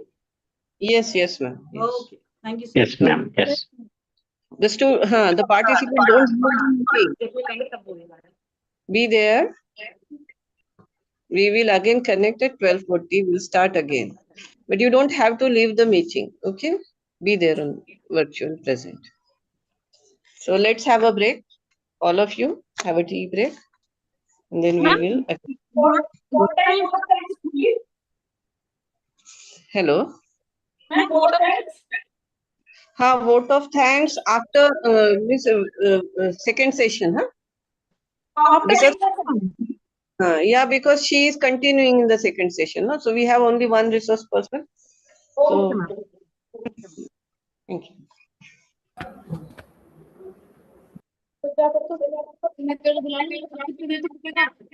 The participant, please mute your mic.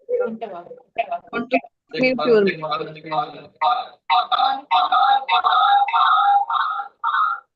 Ma'am, when join second session? 12:40. Okay, ma'am. Okay, thank you.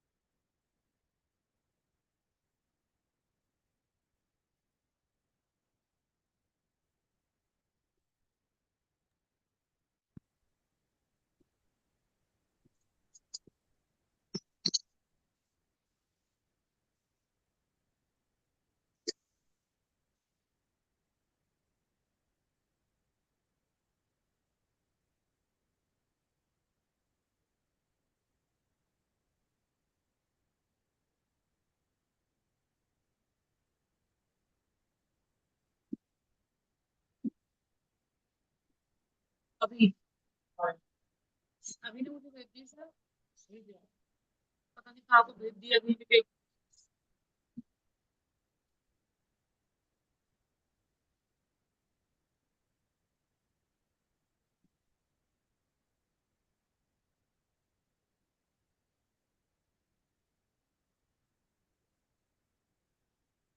एक जगह भी देखते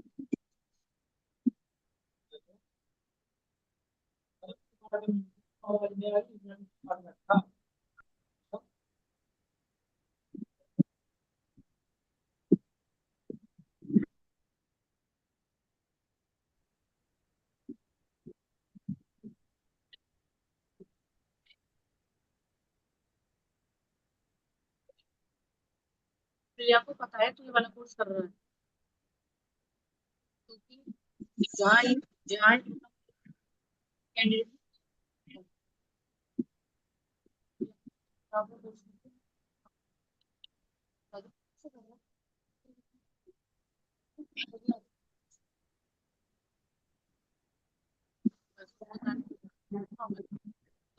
जानकारी मिली।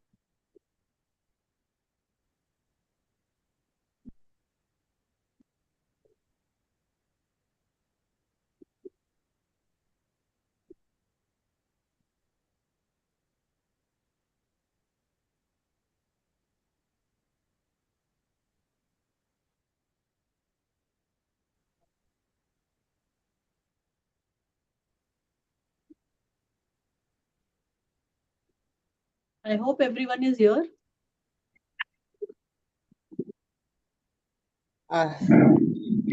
Yes, so we can I start. think, Yes, ma'am. Sure. Okay, fine. So after our virtual tea break, I don't know how many of you actually could get a tea. I couldn't. So we are back here again. Coming back to sharing the screen.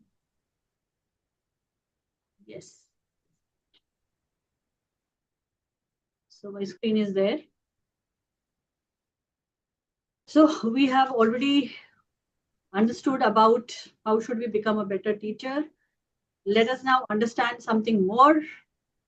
What we have to inculcate in our students and develop that in us as well.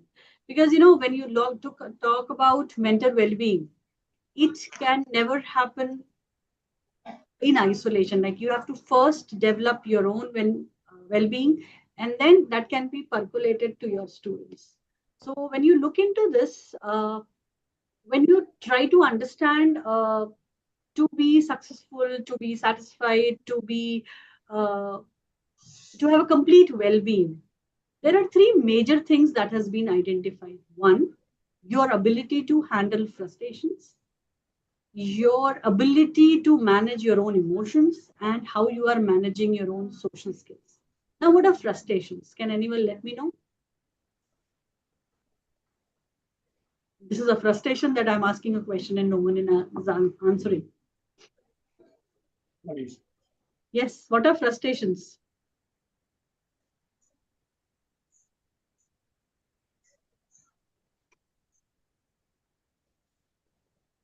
yes, anyone? No one is ever frustrated, I suppose. You can speak in vernacular language also. No Yes, issue. Marathi में आप बात कर सकते हैं. Marathi बोलू सकते हैं. Marathi, Hindi, whatever you are comfortable with. आप जिससे भी comfortable हैं आप उसमें बात कर सकते हैं. क्या हम कभी frustrate हुए हैं? कब होते हैं frustrate? दिल के जैसे बात नहीं होती तब हम फ्रस्ट्रेट होते हैं. हमारे मन के जैसे बात नहीं होती है. True. और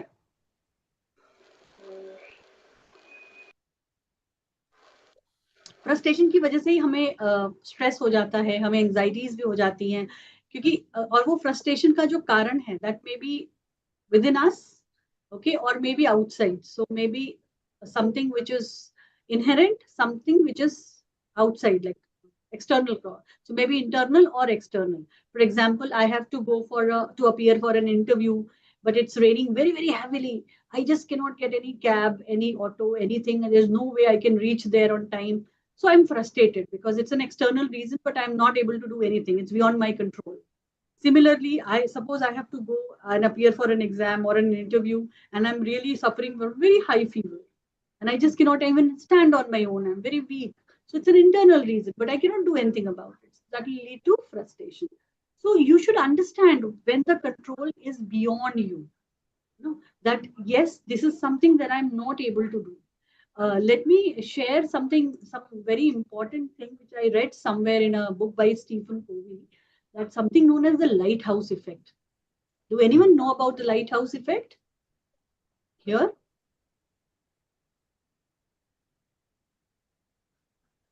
No one. Okay, so let me give you that story. There was a big warship which was there going somewhere in the ocean, and you see that if you have watched the Titanic movie or any movie which is based on a ship, so you see there are people who are sitting on the top of the ship and they are all the time looking for any obstacle on the way of the ship. So someone noticed the obstacle way ahead and it came down and told the captain of the ship that there is some obstacle I could see a little ahead. So what should we do? So this captain was like, he was a warship captain and he said, send that message that just move a little bit towards the left or right or whatever instruction he gave, just move, give them the instruction to move. So this man, he sent that message across, but he got a message in return that you move. Now he came back to the captain with that thing that you move. So he said that how can that thing, that ship tell us to move? He said, you tell them that we are, I am the class 1 captain and I am ordering you to move. So the message from there came that I'm a class 4 employee, a very basic person, but you move. Now this person was agitated. He said, we will just bang into them, we will kill them and everything. You just send them that we are the warship and we will destroy you. And the message from there came, I'm the lighthouse. Now tell me one thing. Can the lighthouse ever move? No. So we have to take certain things in our life as lighthouse. We cannot fight with everything. Even sometimes even if you are a warship, even if you have all the power in the world, but still with certain things, you have to change your course of way. You cannot go bang in a lighthouse because the lighthouse can never move. They're standing there on a piece of land just to show you the way. So you have to just take a diversion from there. You cannot go and bang on it. So similarly, when you talk about handling your frustrations, you have to sometimes think that there are certain things that are happening in your life which are beyond your control. So if you are getting frustrated by it, you have to understand you cannot do anything about it. And then you will come to your calm, peaceful mind. So your ability to handle frustrations. We have to teach this to our students as well. Then managing our emotions. If you are angry, can you actually show your emotion anywhere? You are sitting in a class and you suddenly read a joke because all of us are all the time, you're in a meeting because all of us are higher education faculty members, not students. So you are sitting in a meeting with the vice chancellor and registrars and head of the departments and everyone discussing something very important. Some knack is supposed going to happen and you're in that middle of the meeting, but you are busy on your phone as well. You are checking your WhatsApp and suddenly a joke comes over there and you are just not able to control your laughter. Can you laugh there? No, you cannot. So you should know how to manage your own emotions. The same applies for anger. If you are angry with someone, can you actually kill that person? No, you cannot. So you should know how to manage your own emotions. Similarly, managing our social skills. We are in a group of people. We are in an institute meeting. Can we just sit with someone and talk to only that person, ignoring the rest of the group there? No. You are in a social get together. You have to interact with everyone. No one should feel neglected. No one should feel that you are giving some importance to only one. So you have to manage your social skills as well. These are the things that actually contribute to our well-being. So we should actually develop these things and help our students develop them as well. Okay. So when you look into all of this, the first thing that comes to our mind, which is actually taking care of all the three aspects, are emotions. And if you remember, when we talked about the different aspects of well-being, we started with emotions. Now, whenever we talk about emotions, and we as Indians, we are always taught that being emotional is really, really bad. Keep your workplace and your emotions separate. Don't bring your emotions to your workplace. No, don't cry outside your house. Don't show what you are feeling right now outside your house. Your house is the place where you can show your emotions. And that too also in front of some people, not always everywhere. When there is a family gathering, you should not be so emotional. That is what we are being told. But can you actually detach yourselves from your emotions? Emotions actually give you a lot of energy. Things that you can do when you are emotionally involved in something are beyond what you would actually expect. When you are emotionally involved in a presentation, emotionally involved in a class, emotionally doing some work, you are bringing in it a lot of energy, a lot of things that you can actually do extra in that, and the result shows. There are good results that are coming out of it. Also, there is this notion all around that saying that there are some emotions which are positive, known as good emotions. There are some emotions which are negative, which are known as bad emotions. And now, if we would have been in a face-to-face class, I would have asked you what are the positive emotions and what are the negative emotions. And you would have very easily said positive emotions are happiness, laughter, smiling, feeling good. They are all positive emotions. And what are negative emotions? Crying, sadness, angry. These are all negative and bad emotions, isn't it? This is how we have all learned about emotions. And also we have learned that we have to keep emotions out of the workplace. But I'll tell you, you cannot keep emotions out of the workplace. And if you take out emotions from you, we won't be the person that we are. We'll become animals because animals cannot show emotions. You look at some animal's face, owl's face, and say that the owl is sad or the owl is happy or the owl is crying or the owl is somewhat happy and somewhat sad. No, but you can look at someone's face and say that. So we are all human beings because we have emotions. Now, the second myth that all of us have in our mind is positive emotions are good and negative emotions are bad, which is wrong. All the emotions are good. None of the emotions are bad. In fact, the good emotions, happiness. If I am happy all the time, like I am talking to all of you since 11, and if I'm just laughing, laughing, laughing and talking to you, won't you say that ma'am needs some psychological help, some psychiatric help because she's laughing all the time? You see that when you have to show that some person is not in the right state of mind, you show them either crying or either laughing all the time. Someone who's laughing all the time, we say that that person is not in a good state of mind. That is what we say. So even laughing all the time is not good. Being angry all the time is also not good. So that means all the emotions are actually equally good and bad. Fine. Because when you look into it, if you look into the positive and negative emotions that you say, so you say positive emotions, but when you are happy, you are more creative, you can think in an integrative way, and there is an inductive reasoning coming to you. So when you're doing something happily, your creativity is enhanced, you can integrate a lot of things together, you can come to some logical conclusions. Also, you can do a lot of inductive reasoning, that is this is what was there. From that you can come out to some more conclusions. So inductive reasoning is at its best. But when you look into negative emotions, for example, anger, being sad, like just remember the last fight or argument you had with someone. That time when you were talking to that person, giving your arguments, weren't you giving a lot of attention to detail? When you argue with someone in a fight, when you argue with someone when you are not happy, you are sad, you are like that time, that day when you said that, so much of attention to detail you give. You are so very with such a nice eye, your detection of errors is magnifies. You can look into the errors which is not visible by naked eye. The detection of errors enhances, magnifies. Your problem solving becomes more detailed.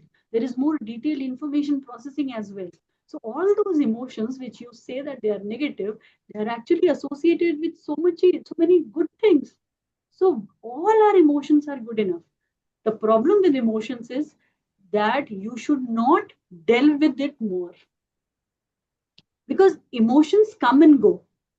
What happens with this us is we cling to our emotions. For example, suppose we are sad, So after some time, the sadness tries to fade away.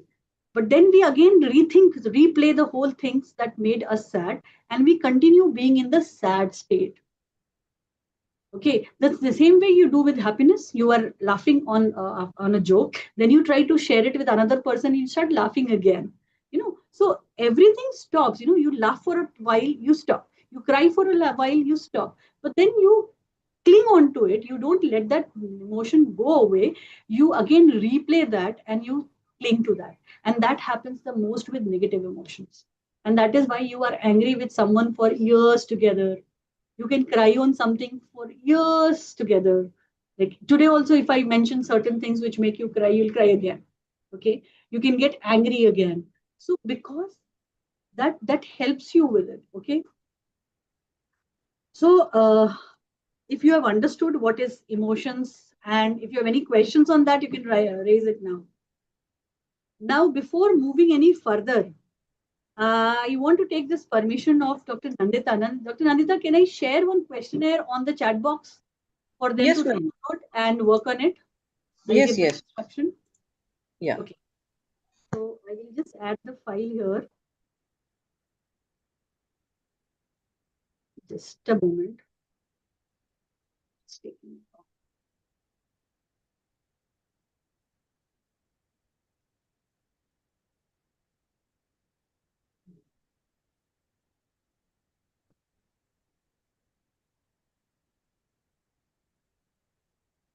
Yeah, so you can download this. I hope everyone has got this. No, I have shared it on the chat box. It's there. I hope everyone has received it in their chat boxes. Yes, ma'am. Yes.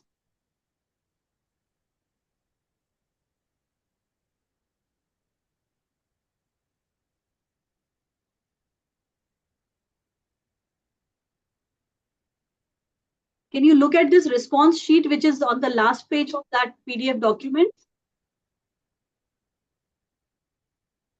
You can download that PDF document, all of you.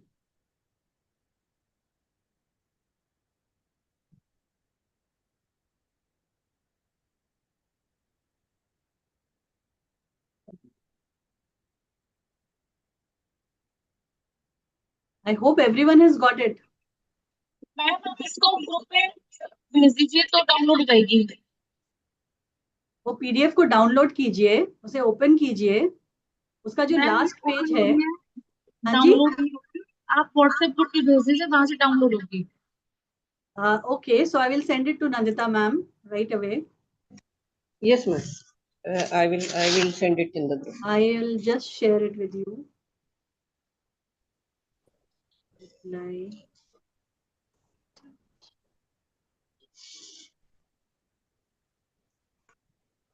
Ma'am last page show नहीं हो रहा है.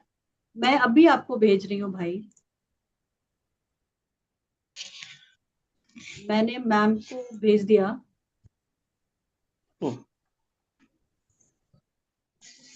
Okay, I'll just check. अगर last page show नहीं हो रहा है तो आप एक ब्लैंक शीट पर इस तरह का एक बना लीजिए 15 क्वेश्चंस के लिए. Response score, question number, response score.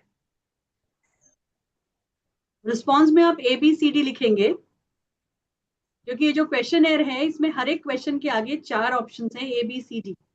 आप वो क्वेश्चन पढ़ेंगे, जो भी ऑप्शन आपको लगता है सही उसको इमीडिएटली सेलेक्ट करके उस रिस्पॉन्स शीट में, जैसे क्वेश्चन नंबर 1 में आपको लग रहा है A, तो आप यहाँ A लिखेंगे. स्कोर में आपको बताती हूँ, सबको स्कोर शीट दिखाऊंगी. और आपको चाहिए तो मैं मैम के साथ इसका की भी शेयर कर दूंगी, ताकि आप अपने स्टूडेंट्स के साथ भी यूज कर सकें.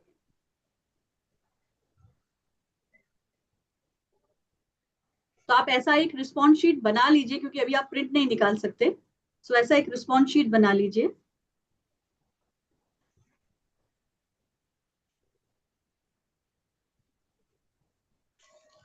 So that we can. Question दोबारा दिखा दीजिए. क्वेश्चंस तो मैंने आपको भेज दिए हैं ना. Yes, it is there in the group. I have posted it in the group. So participant, please see the group chat. Group में आपको एक पीडीएफ फाइल आया होगा, उस पीडीएफ फाइल को ओपन कीजिए, उसमें 15 सवाल हैं। आप एक पेपर के ऊपर एक रफ बना लीजिए 3 कॉलम, जिसमें क्वेश्चन नंबर, आपका सिलेक्टेड ऑप्शन, और अभी मैं आपको जब की दिखाऊंगी तो आप उसमें उसके मार्क्स लिख लीजिएगा। और आपको चाहिए तो मैं मैम को, पाटिल मैम को भेज दूंगी की, तो वो आपके साथ शेयर कर देंगी, तो आपके पास ये क्वेश्चन तो आ ही गया है, की भी आ जाएगा। अभी फिलहाल आप जल्दी से जितनी जल्दी हो सके उसको सॉल्व कर लीजिए। आपको करना क्या है,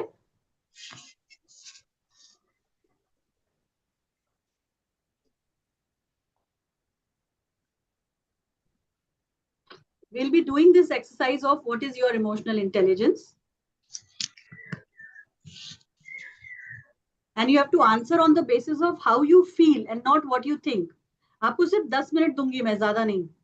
तो दिस इज 1:10 पे हम फिर आपको मैं ऑप्शंस देना शुरू कर दूंगी। आपको सिर्फ पढ़ना है वो क्वेश्चन, और आपको उसका कोई राइट या रॉन्ग आंसर नहीं है, सिर्फ आपको जो लगता है सही उसे आपको करना है। मैं आपको वो दिखा देती हूँ क्वेश्चन।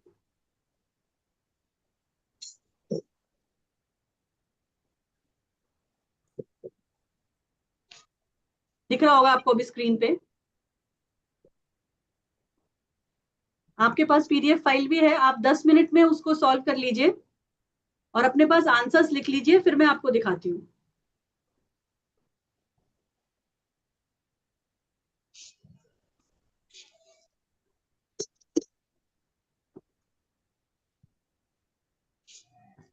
बेटा बात करो,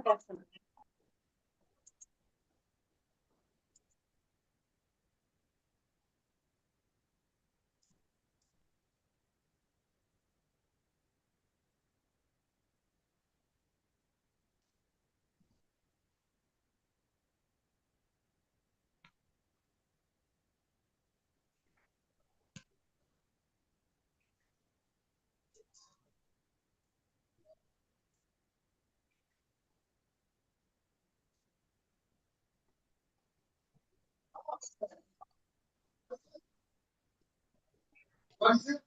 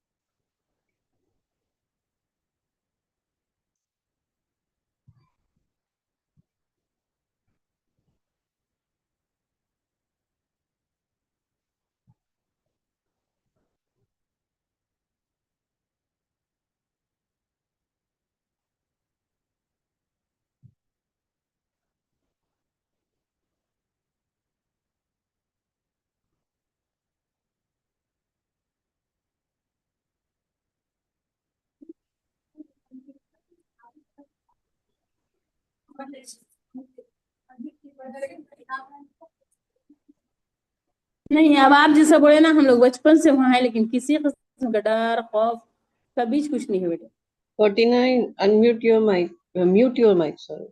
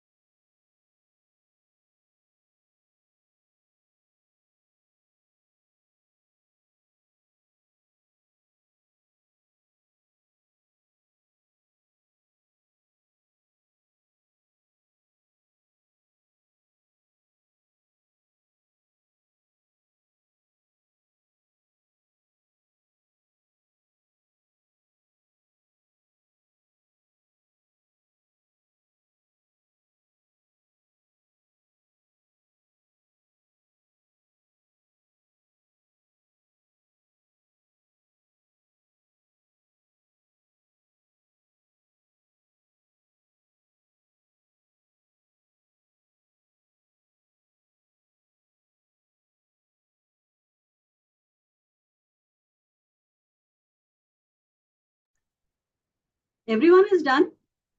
Otherwise, there are 3 more minutes. No, ma'am. No. Okay. No, ma'am, we need 5 more minutes. 5 minutes more required, ma'am.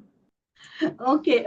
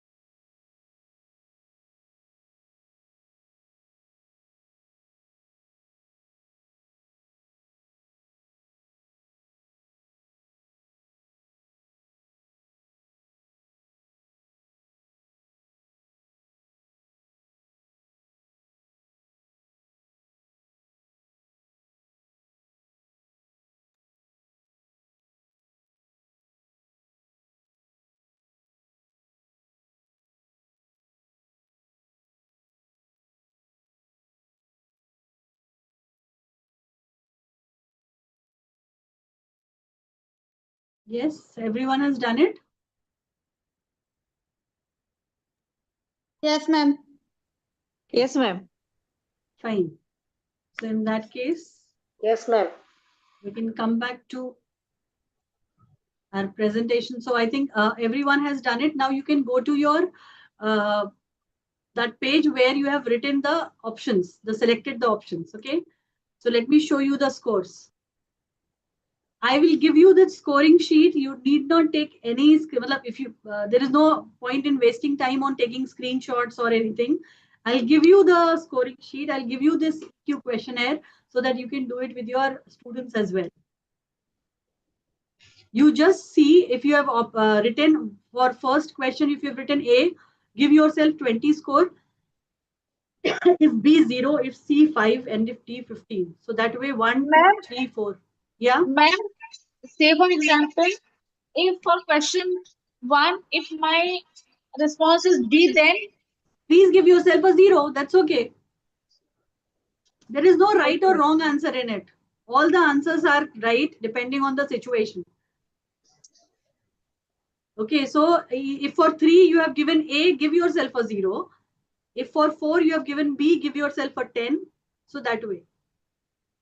Once you are done with the first 4 questions, I'll go to the next slide. Ma'am धीरे धीरे ठीक है, धीरे जाएंगे हम. आप सिर्फ अपना ऑप्शन देखिए और उसके सामने का मार्क्स देखिए, बस उतना लिख लीजिए.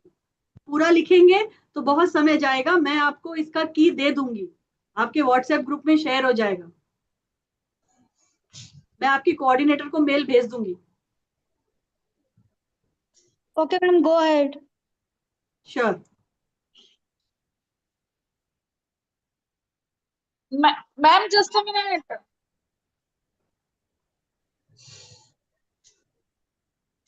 मैम ये 1 2 3 4 क्या है भाई क्वेश्चनर है ना, मैंने आपको बताया तो था. ये जो आपने ऐसा बनाया होगा, ये ऐसा बनाया हाँ होगा ना, तो क्वेश्चन नंबर इसके सामने यहाँ पर आपने A, B, C या D लिखा होगा. हाँ कोई एक चूज किया होगा. तो अगर A का आपने यहाँ A लिखा है, तो A का जो स्कोर मैं दिखा रही हूँ वो यहाँ लिख लीजिए. फिर 2 का जो रिस्पॉन्स लिखा है उसका जो स्कोर मैं आपको दिखा रही हूँ वो लिख लीजिए. बस समझ में आया? मुझे ऐसा लग रहा है कि 4 ग्रुप बन रहे हैं 1 2 3 4 नहीं नहीं नहीं नहीं, 4 ग्रुप नहीं बनाना है. अगर अच्छा आपने सपोज यहाँ पर A लिखा है, तो आप A का अगर स्क्वायर 20 है तो यहाँ 20 लिख दीजिए. अगर आपने एक ही ऑप्शन चुना होगा ना, जो क्वेश्चन है हाँ उसके नीचे 4 ऑप्शन थे, तो आपने चुना तो एक ही होगा. ओके ठीक है, आंसर शीट चारों दे नहीं दीजिए लिखना है.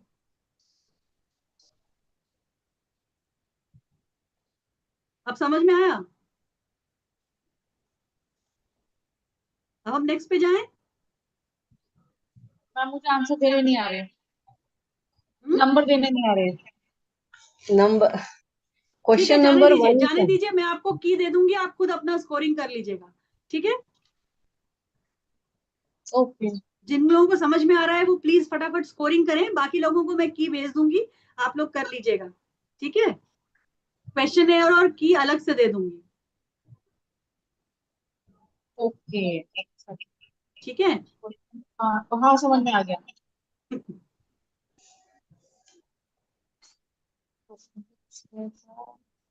5, 6, 7, 8 अगर हो जाए तो मुझे बताइए, हम नेक्स्ट पे जाएंगे फिर. क्वेश्चन नंबर 7 का इस क्वेश्चन पर आपका मेरा मैम एक बार पहली वाली स्पीड एक बार दिखा दोगी एक मिनट के लिए दिखा दिया. बस एक सेकंड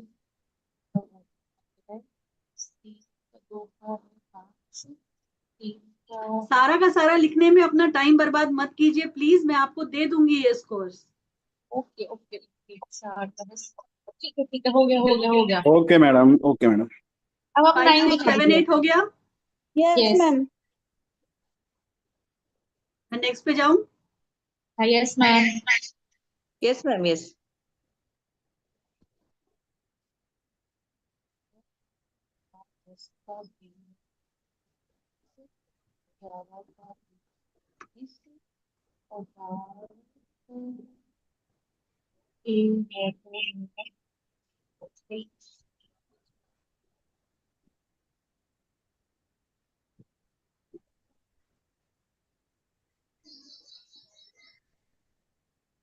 हो गया? यस हो गया। 10, 11, 12? जी हो गया।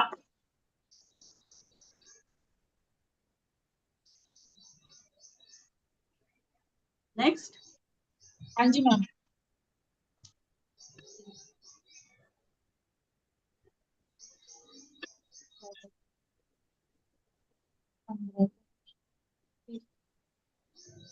हो गया?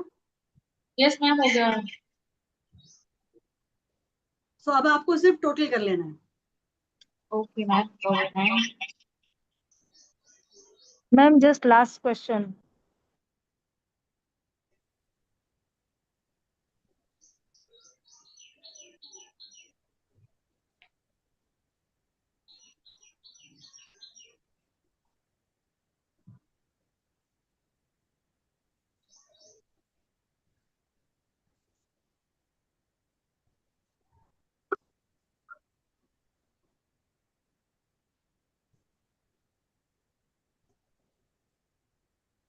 ओके, अब आपको सिर्फ स्कोर को टोटल कर लेना है।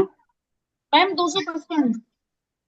जितना भी आया वो अपने पास रखिए, मुझे नहीं जानना है, वो आप अपने पास रखिए क्योंकि वो बदलता रहता है। मैंने कहा ना स्पेक्ट्रम है ये।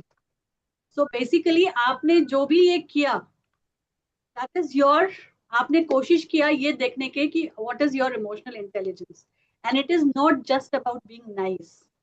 Like you cannot be nice all the time. Okay, so we have to first, like now you have a score in your hand, और आप जब मैं आपको ये क्वेश्चनर शेयर कर दिया है, अब दोबारा से ये questionnaire and the key I'll share it with you, and you can do it multiple times because it changes depending on your mood, depending on how tired you are, so it doesn't stay same.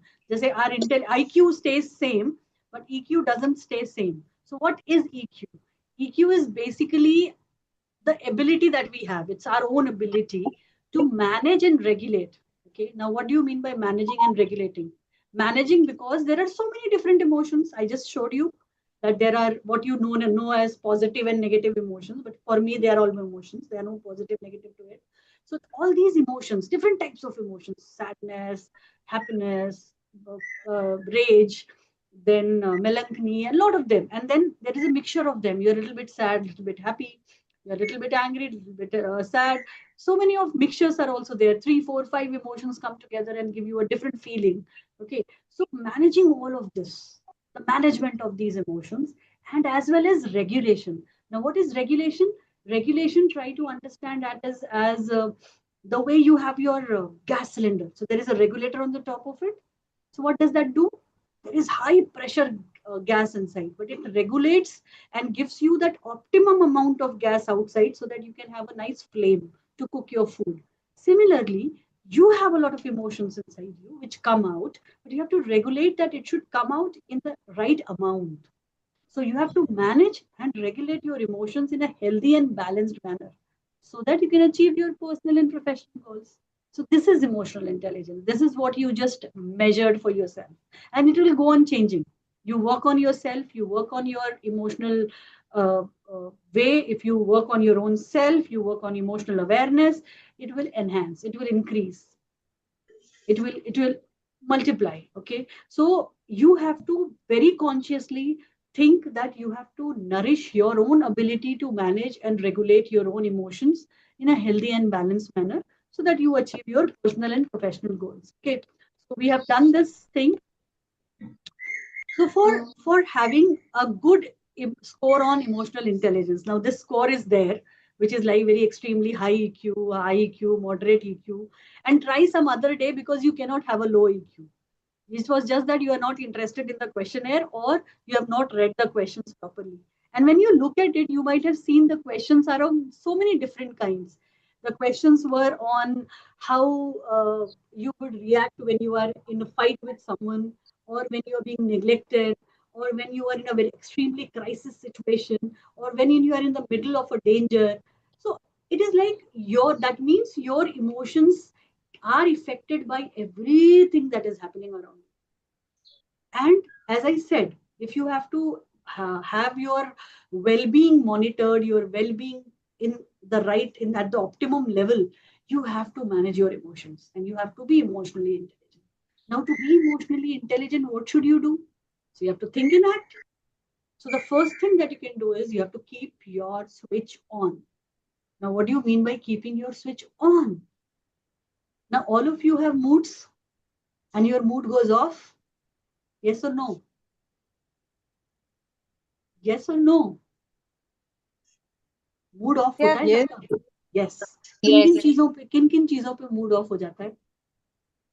अभी जब मैं आपको दिखा रही थी वो answer की, तो वो भी अगर जल्दी आगे चला जा रहा था तो आपको मूड ऑफ हो जा रहा था. अगर आपको समझ में नहीं आ रहा था कि कैसे ये करना है तो आपको खराब लग रहा था. बहुत सारी चीजों पे, बहुत ट्रिवियल चीजों पे भी हमारा मूड ऑफ हो जाता है. Yes, the mood goes off. Isn't it? I need answer. Yes, ma'am. Yes. It depend on the situation and conditions. Situations and conditions, true. So अब कई बार क्या होता है ना, I'll give you an example. Suppose you are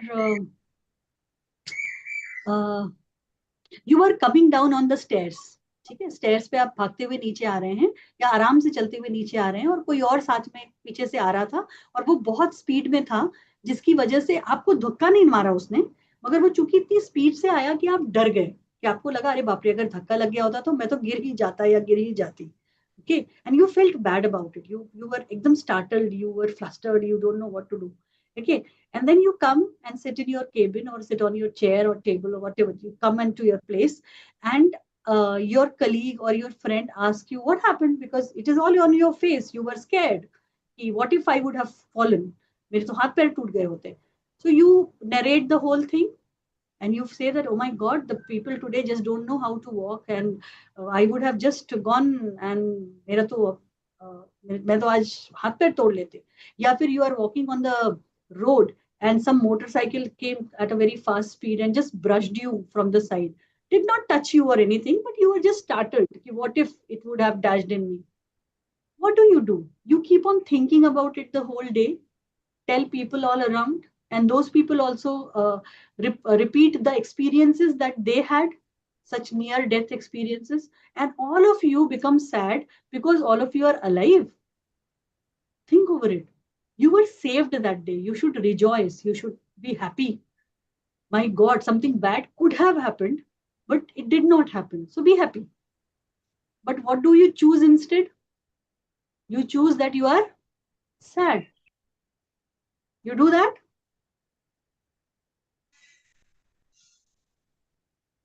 Do you do that? Yes, ma'am. Yes. So in these situations, you have to keep your mood switch on. Think about it. Should I be sad because I'm alive? Thinking that I could be dead, but I am not. I am alive. All my limbs are intact. I did not meet, the accident did not happen. So why should I keep on thinking about the accident that did not happen, could have happened, and keep my mood off? Waste my energy in that. So emotional intelligence, first thing, keep your switch on. Keep your mood switch on. Don't give it to everyone. Don't give it to me. That why am I speaking and speaking and speaking and speaking and not stopping? I don't need your mood switch. Keep your mood switch to yourself. What do we do is we keep on distributing our mood switches to everyone. Anyone can switch it off. The government did not act the way we wanted to, mood off. The cricketers did not play the way we wanted them to, mood off. Why are you distributing your mood switches to everyone? Keep it to yourself. Because there are some people in your family, in your close friend circle, sometimes your colleagues as well, who can switch it off. But please take them back. From some people, you cannot take them back.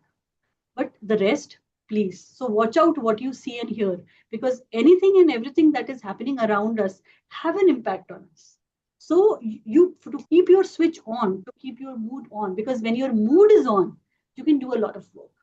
You can put in a lot of energy in doing things. Otherwise, half of your energy goes on in, brooding about things. This could have happened. And then you get into that anxiety mode where you start imagining things that never happen. I'll give you an example of my mother.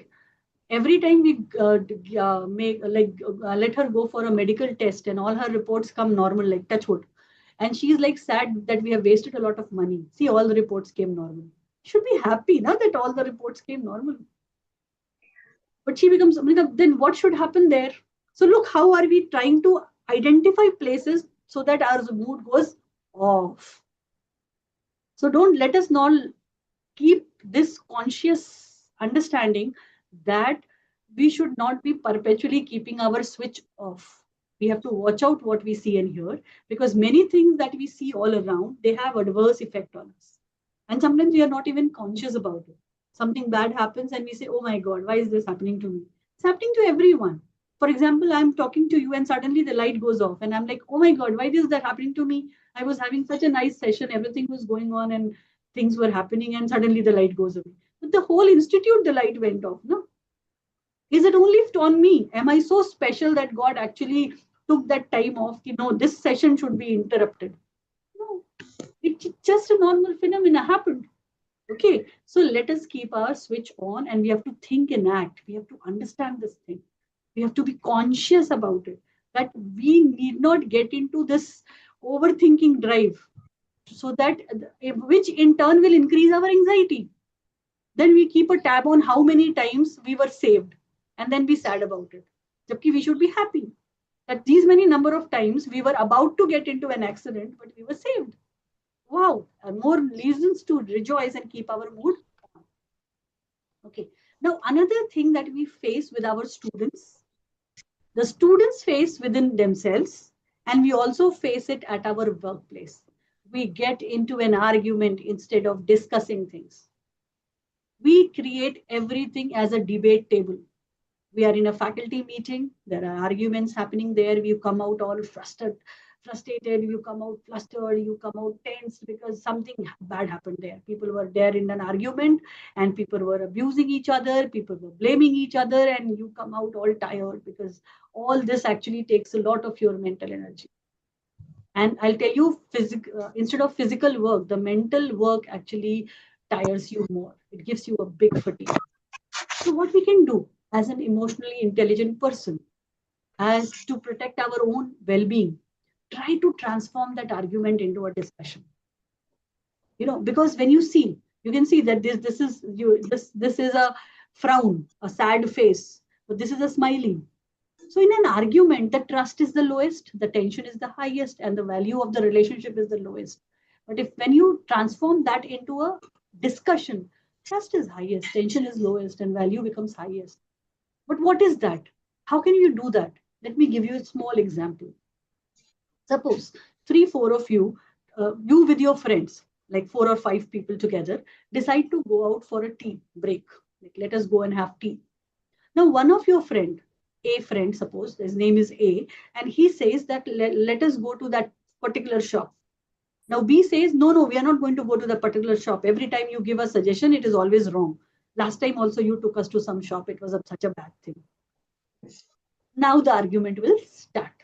Now A will take this offense. B has not negated the suggestion.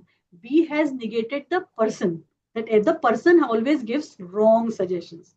C will come to the rescue of either A or B. D will do the same, E will do the same, and then there will be 2 groups divided, and they will be discussing about the past tea breaks that they had witnessed, and which was good, which was bad, and the data analysis will start. But the problem was, what was the question for discussion was, where should we go for tea today?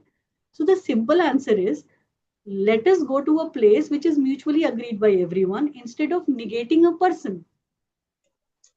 To transform an argument into a discussion, reject the suggestion, not the person. That this suggestion doesn't sound good to me. You give wrong suggestions is actually will result in an argument, because then this person will take this onus that now I have to reject this person and give instances. And as I said, the moment the tension creeps in, the anger creeps in, you have more attention to detail. Your mind will work double. It will come out with those instances where the other person was wrong, and then it will build up on it. I think everyone will identify with these situations. I'm giving very simple situations. This happens in our faculty meetings as well. This happens in the classrooms as well. Are you with me on this? Yes, ma'am. Okay, so Yes, let us ma'am. Yes, yes. consciously try to, yes, let us consciously try to transform the arguments into discussions. Because let us not bring a person, look, like, let us not reject or appreciate a person. Let us reject and appreciate the ideas that are given by that person and come to a common conclusion. So that way, that is one of the most pragmatic way of converting an argument into a discussion, because arguments are for the places where debates are happening. There is a question of losing and winning. You get a certificate, you get a trophy at the end of a debate. So you have to win or lose. There are always losers and winners in a debate competition, and that is why you give logical arguments every time. Discussion are meant for coming out with the best possible solution.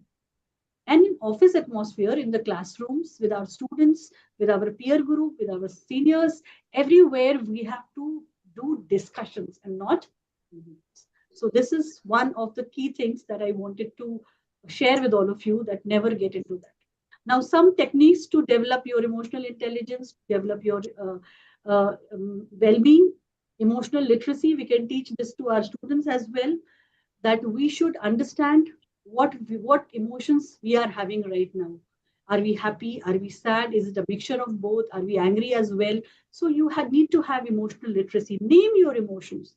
Try to understand how can you name them. For example, you go back home tired and you don't want to interact with anyone, but your family doesn't know that. For your family, you have just come back after a day's work. They were waiting for you to share so many things that happened with them throughout the day, but you don't have that energy right now. So name your emotion. Not tell them that right now I am having a bad state, or mera dimag kharab hai, give me 5 minutes, or I am in a pause state. Give some names to yourself. Tell it to your family. Take your time to come back to your original self and deal with them, instead of just bombarding them with your bad mood, so that to switch off their moods as well. For that, the first step is emotional literacy. You need to know what's going on in your mind. Then you can also learn to turn emotions into energy. When you are in a very high state of emotion, be it happiness or anger or sadness, you have a lot of energy in you. You can bang the door, you can work tirelessly throughout the night and day without even feeling hunger or sadness. See, when you have some function in your house, a marriage function, or someone is not well, you don't feel like the need to eat or sleep. You just work tirelessly. So you have a lot of emotions at that time, because you are emotionally at a high. You are angry, you can break anything. People in anger can kill people. That takes a lot of energy. But so identify that yes, right now I'm in anger. I cannot do any academic work, but yes, I can do a lot of physical work. I can do gardening. I can go for running. I can clean my wardrobe. I can iron the clothes. Our mummies used to do that. Mummies who were homemakers, who were not working out. My mummy did that. My mummy still does that. Many of my aunties and my other senior family members, female family members, are doing it. Like whenever we used to anger them and go out, because they had no went out, they cannot go out. They were living in the house and taking care of the house. So what they used to do, they used to cook something elaborate that day, putting in all their energy in that. Cleaning my room. What is this? This girl never doesn't know how to clean the room. And get into my room, tip out everything, and put all their energy there. We can also use our emotions instead of breaking things away. We can do some gardening. We can do some running. If you don't want to do any work, just go out, run, listen to a song, and run. You will use a lot of calories there. So turning emotions into energy, understanding that. For that, literacy is important. You need to first understand which emotional state you are in. Showing respect for others. You want respect, but you have to then show respect to others as well. You cannot just get respect in like as an alien thing. It is always mutual. So it is like if something good has happened, so you take responsibility for that. But if something bad has happened, you have the team has shown some failure, so you should take responsibility for that as well. You should respect others. You should not just blame them. Then choose people, because as I said, whatever you see and hear actually takes a toll on your emotional, mental state. So you have to choose people around. Let me give you a small example. Go back to your college days and you have exam coming up in next 15-20 minutes, and you are just about to leave your bag outside and get into the examination hall, and one of your classmates come running to you and asks you how well you are prepared for the exam, and you say, yeah, I've studied almost everything, so it's fine, I'm quite confident. And the person says, did you do unit 1? You say, yes, I've done. He asks, unit 2? Yes, I've done it. Unit 3? Yes, I've read that also. Unit 4? That's not so important, so I had just brushed through it, not very good with that, not very confident with unit 4. And he'll say, most of the things are coming from unit 4 only. And then he gets into the class for his exam. Your state of mind? Gone for a toss. Now you are thinking, what if everything comes from unit 4? Your anxiety starts. And then, God forbid, the question paper comes in your hand. And the first question, even if it is for 0.5 marks out of the 100 marks question paper, if it is from unit 4, your paper will not go good. It's familiar, like that happens. And this is just an exam case. It happens in so many different ways as well. So choose people around you. Choose whom are you going to answer and how are you going to answer. Even that person was not unaware what is going to come in the question. He was just playing with each other because he was tensed. He was trying to drop his tension on someone else, and he did that very successfully with you. So choose people around you. Take responsibility, as I said, for failures as well as for success. Know yourself. Chase satisfaction. Understand your own self. Understand your strengths, your weakness. Do that SWOT analysis with your own self as well. What I can do, what are the things that are available there? What are the prospects that are available for me? And make your students also learn all of this. They should understand their own self. They should talk to people each other around. They should learn that this thing that all of us are now totally obsessed with is independence. All of us are independent. We should do work on our own. We should not be dependent on people. Actually, we should let go of this. We should teach people to learn interdependence. We cannot do anything in isolation. There should be interdependence. I am good at something, you are good at something. Let us come together and create something so that it is much more than what I alone could have done. So interdependence is something that we have to learn with each other. And then only all of us our well-being will be enhanced like anything. So interdependence, we should learn, and we should teach our students as well. The last slide, something in totality, what should we do to promote our well-being, to promote emotional intelligence? We have to take time for mindfulness, understand our own self, name our emotions, recognize and name the emotions. We have to understand the causes of the feelings. I'm feeling really happy. So what happened before? Oh, I was listening to songs. Great. So that means next time when I'm not feeling good, I can listen to songs because that creates that thing. So understand what makes you happy. Understand what makes you sad. Understand what causes that anger. And understand to differentiate between emotion and need to take action. You are angry, but do you really need to show that right now, at this point? Take a pause. You want to laugh. Do you really need to laugh at this point? Is this the right place? Take a pause. You can also prevent the bad thoughts, the depressions through learned optimism. Recalling some good memory before, browsing through your past photographs, talking to a child, going for a run, listening to songs, talking to your friend. Understand the ways in which you can actually learn to manage your own self. You can manage anger through learned behavior, distraction techniques. Once I was taking a session on anger management with a group of engineering graduates. They were in their third years. So one of the boys, he stood up and he said that, ma'am, I'm really angry all the time. And my aggression is always very, very high. And I went to many counselors as well. And they told me that I should count from 1 to 10, 10 to 1, but it just doesn't go. I am really, really very angry. So I told him that you can do one thing. You can start counting ONE1, TWO2, THRW3. And he's still friends with me on my Facebook. He never came back again with the same question. So that means that technique worked. So that means when you are distracting your mind to something else, it flows away. All your emotions are like camphor.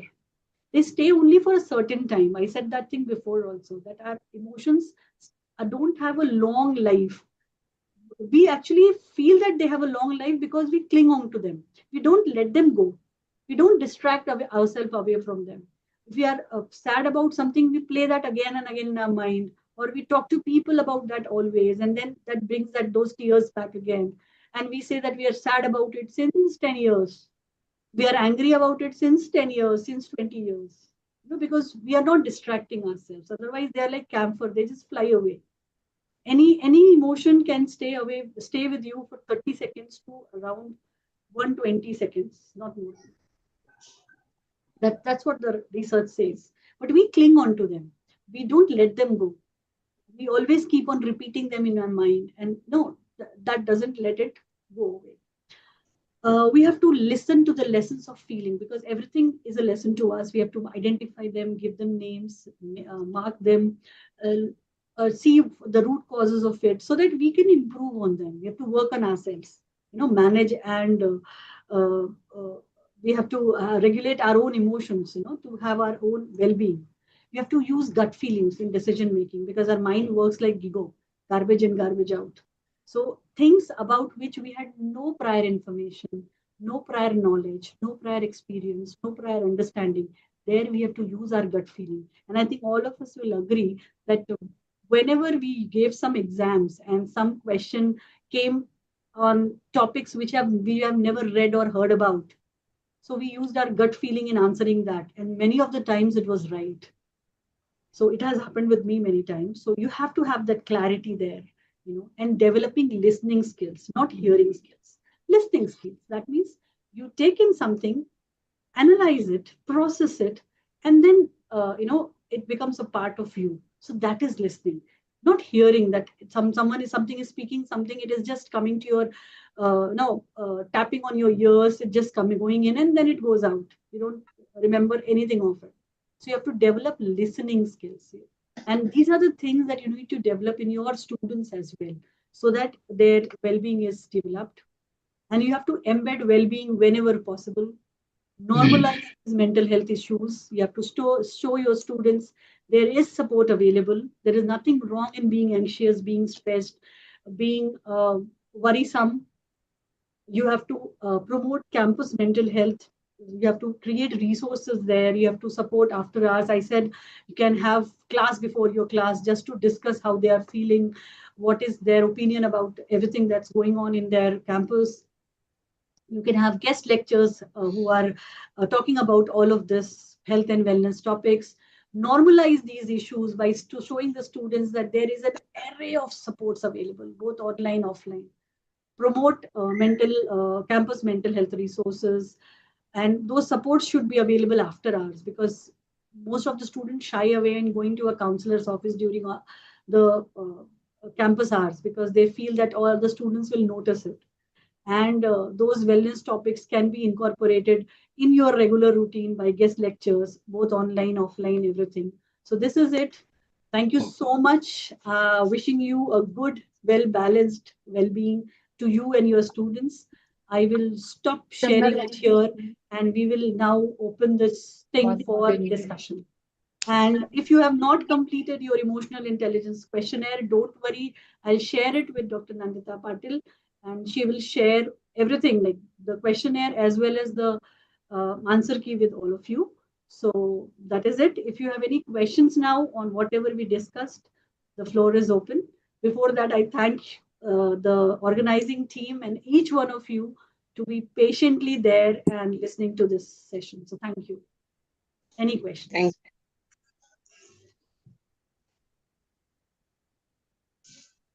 Thank you, ma'am. And participants, you please ask the questions, anything, any doubt. Questions, any reflections as well, if you want to add up on it, whatever we discussed today.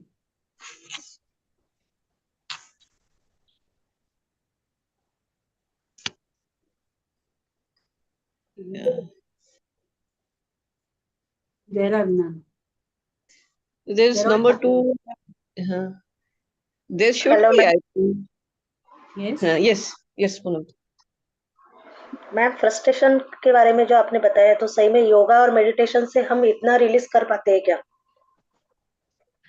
Yoga और meditation से आप अपने आप को ज्यादा अच्छे से समझ पाएंगे, क्योंकि जब आप बैठते हैं, योग करते हैं, मेडिटेट करते हैं, तो आप खुद को ऑब्जर्व करते हैं, है ना। फ्रस्ट्रेशन में क्या होता है ना, उसका सबसे अच्छा तरीका यह है कि हम फ्रस्ट्रेट तभी होते हैं जब हम कुछ कर नहीं पाते हैं, है ना। तो आप मुझे ये बताइए कि जब हम कुछ कर नहीं पा रहे हैं तो हम उसके लिए चिंता भी क्यों कर रहे हैं? तभी तो मैंने आपको लाइट हाउस का कहानी सुनाया कि हम कितने भी बड़े वॉरशिप क्यों ना हो, पर अगर सामने लाइट हाउस है तो मुझे रास्ता तो बदलना पड़ेगा ना। मैं ये फ्रस्ट्रेट होती रहूं कि वो सामने से हट नहीं रहा है ना। Yes, तो अगर ma'am. मेरी तबीयत खराब है और मैं उस इंटरव्यू में नहीं जा पा रही हूँ, तो ठीक है, मेरी तबीयत खराब है और मैं नहीं जा सकती हूँ, वो उसको लेट गो कर दो और अपनी तबीयत पे ध्यान रखो। फ्रस्ट्रेट होके, टेंस्ड होके तो मेरी तबीयत ही और खराब होगी ना, इंटरव्यू में तो मैं तब भी नहीं जा पाऊंगी। या बाहर कर्फ्यू लगा है, एक्सटर्नल रीजन है, कोई बारिश बहुत हो रही है, तो भी तो मतलब वो आइडेंटिफाई करना बहुत जरूरी है, तभी आप उसको मैनेज कर पाएंगे। अदरवाइज आप मैनेज कैसे कर पाएंगे? तो आप जब योगा मेडिटेट करते हो ना, तो आप अपने आप को शांति से ऑब्जर्व करते हो, तो इसलिए आपके अंदर वो एबिलिटी और बढ़ जाती है उसके बियॉन्ड देखने की। Okay, thank you, ma'am.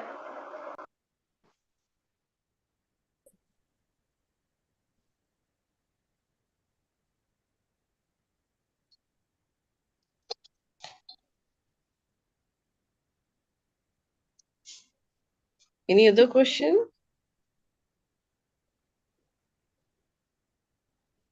About well-being, about emotional intelligence.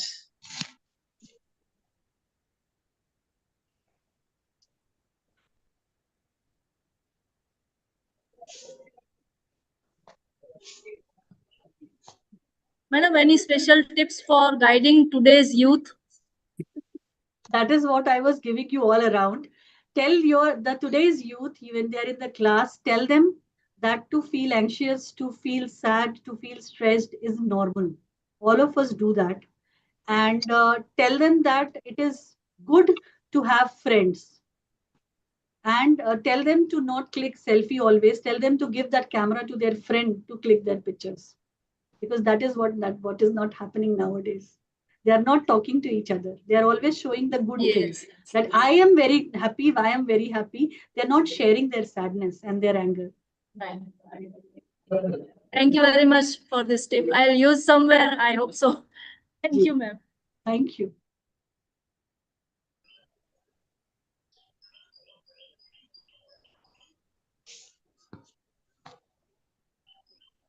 I am expecting some more questions from the participants.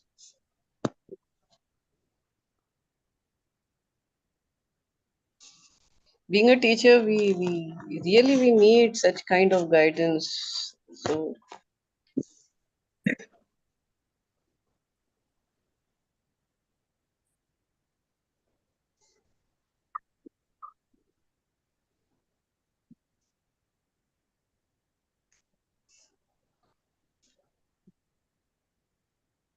whether everybody has dealt with that emotional intelligence test?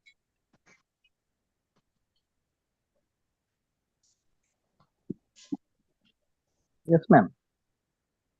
Okay, Yes, ma'am. good.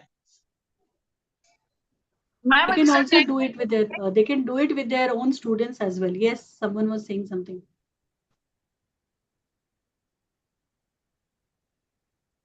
Yes.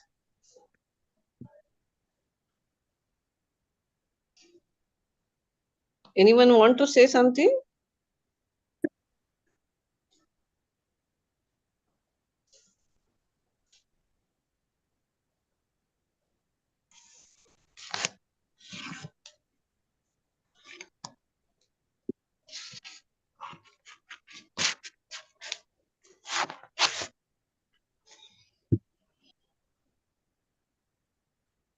Yes, number two.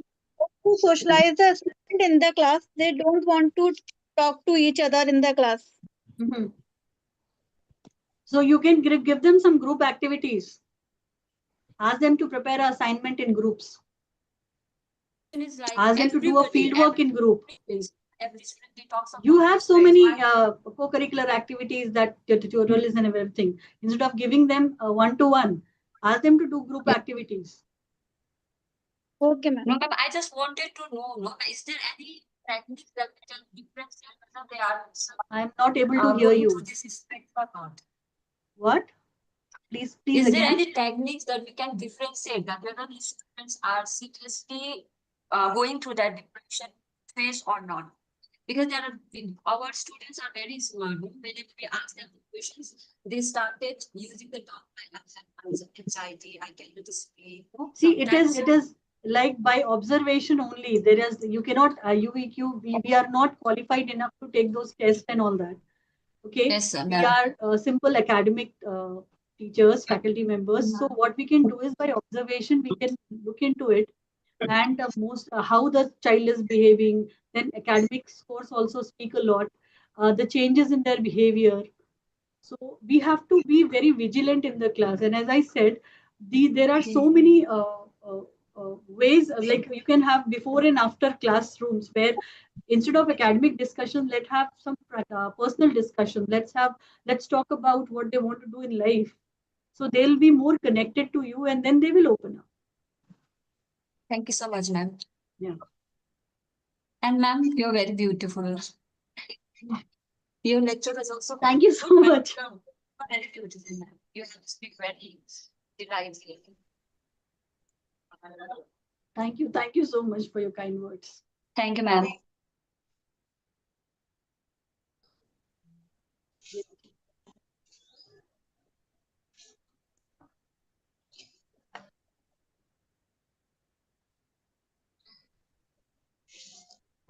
Nandita ma'am, if there are no more questions, we can. Yeah, we can. That's what I was also supposed to say. Thank you so much, ma'am. It was really very nice, very informative, actually, and very essential in this contemporary situation, wherein we know how the things are, and whatever, because of all the gadgets and everything, things have changed altogether.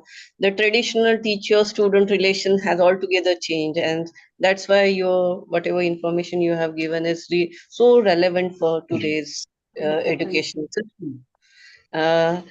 Thank you, ma'am. I will now ask the student to express vote of thanks, as we have concluded with the session. Okay, so vote of thanks. Good afternoon, respected faculty, dignitaries, and my dear friends. I, Akshay Malik, feel honored to propose the vote of thanks on behalf of all of us. First and foremost, I extend my sincere gratitude to Dr. Santwana ma'am for delivering such an insightful and inspiring lecture. Ma'am beautifully elaborated on the different components of well-being and their relevance in our lives. She emphasized how well-being promotes physical health, mental strength, and overall satisfaction, and how it helps individuals in numerous ways. She also spoke about success and made us reflect on something very important, that the parameters of success keep changing, but true success should be measured by how satisfied we feel and by the meaningful impact we create in the other lives.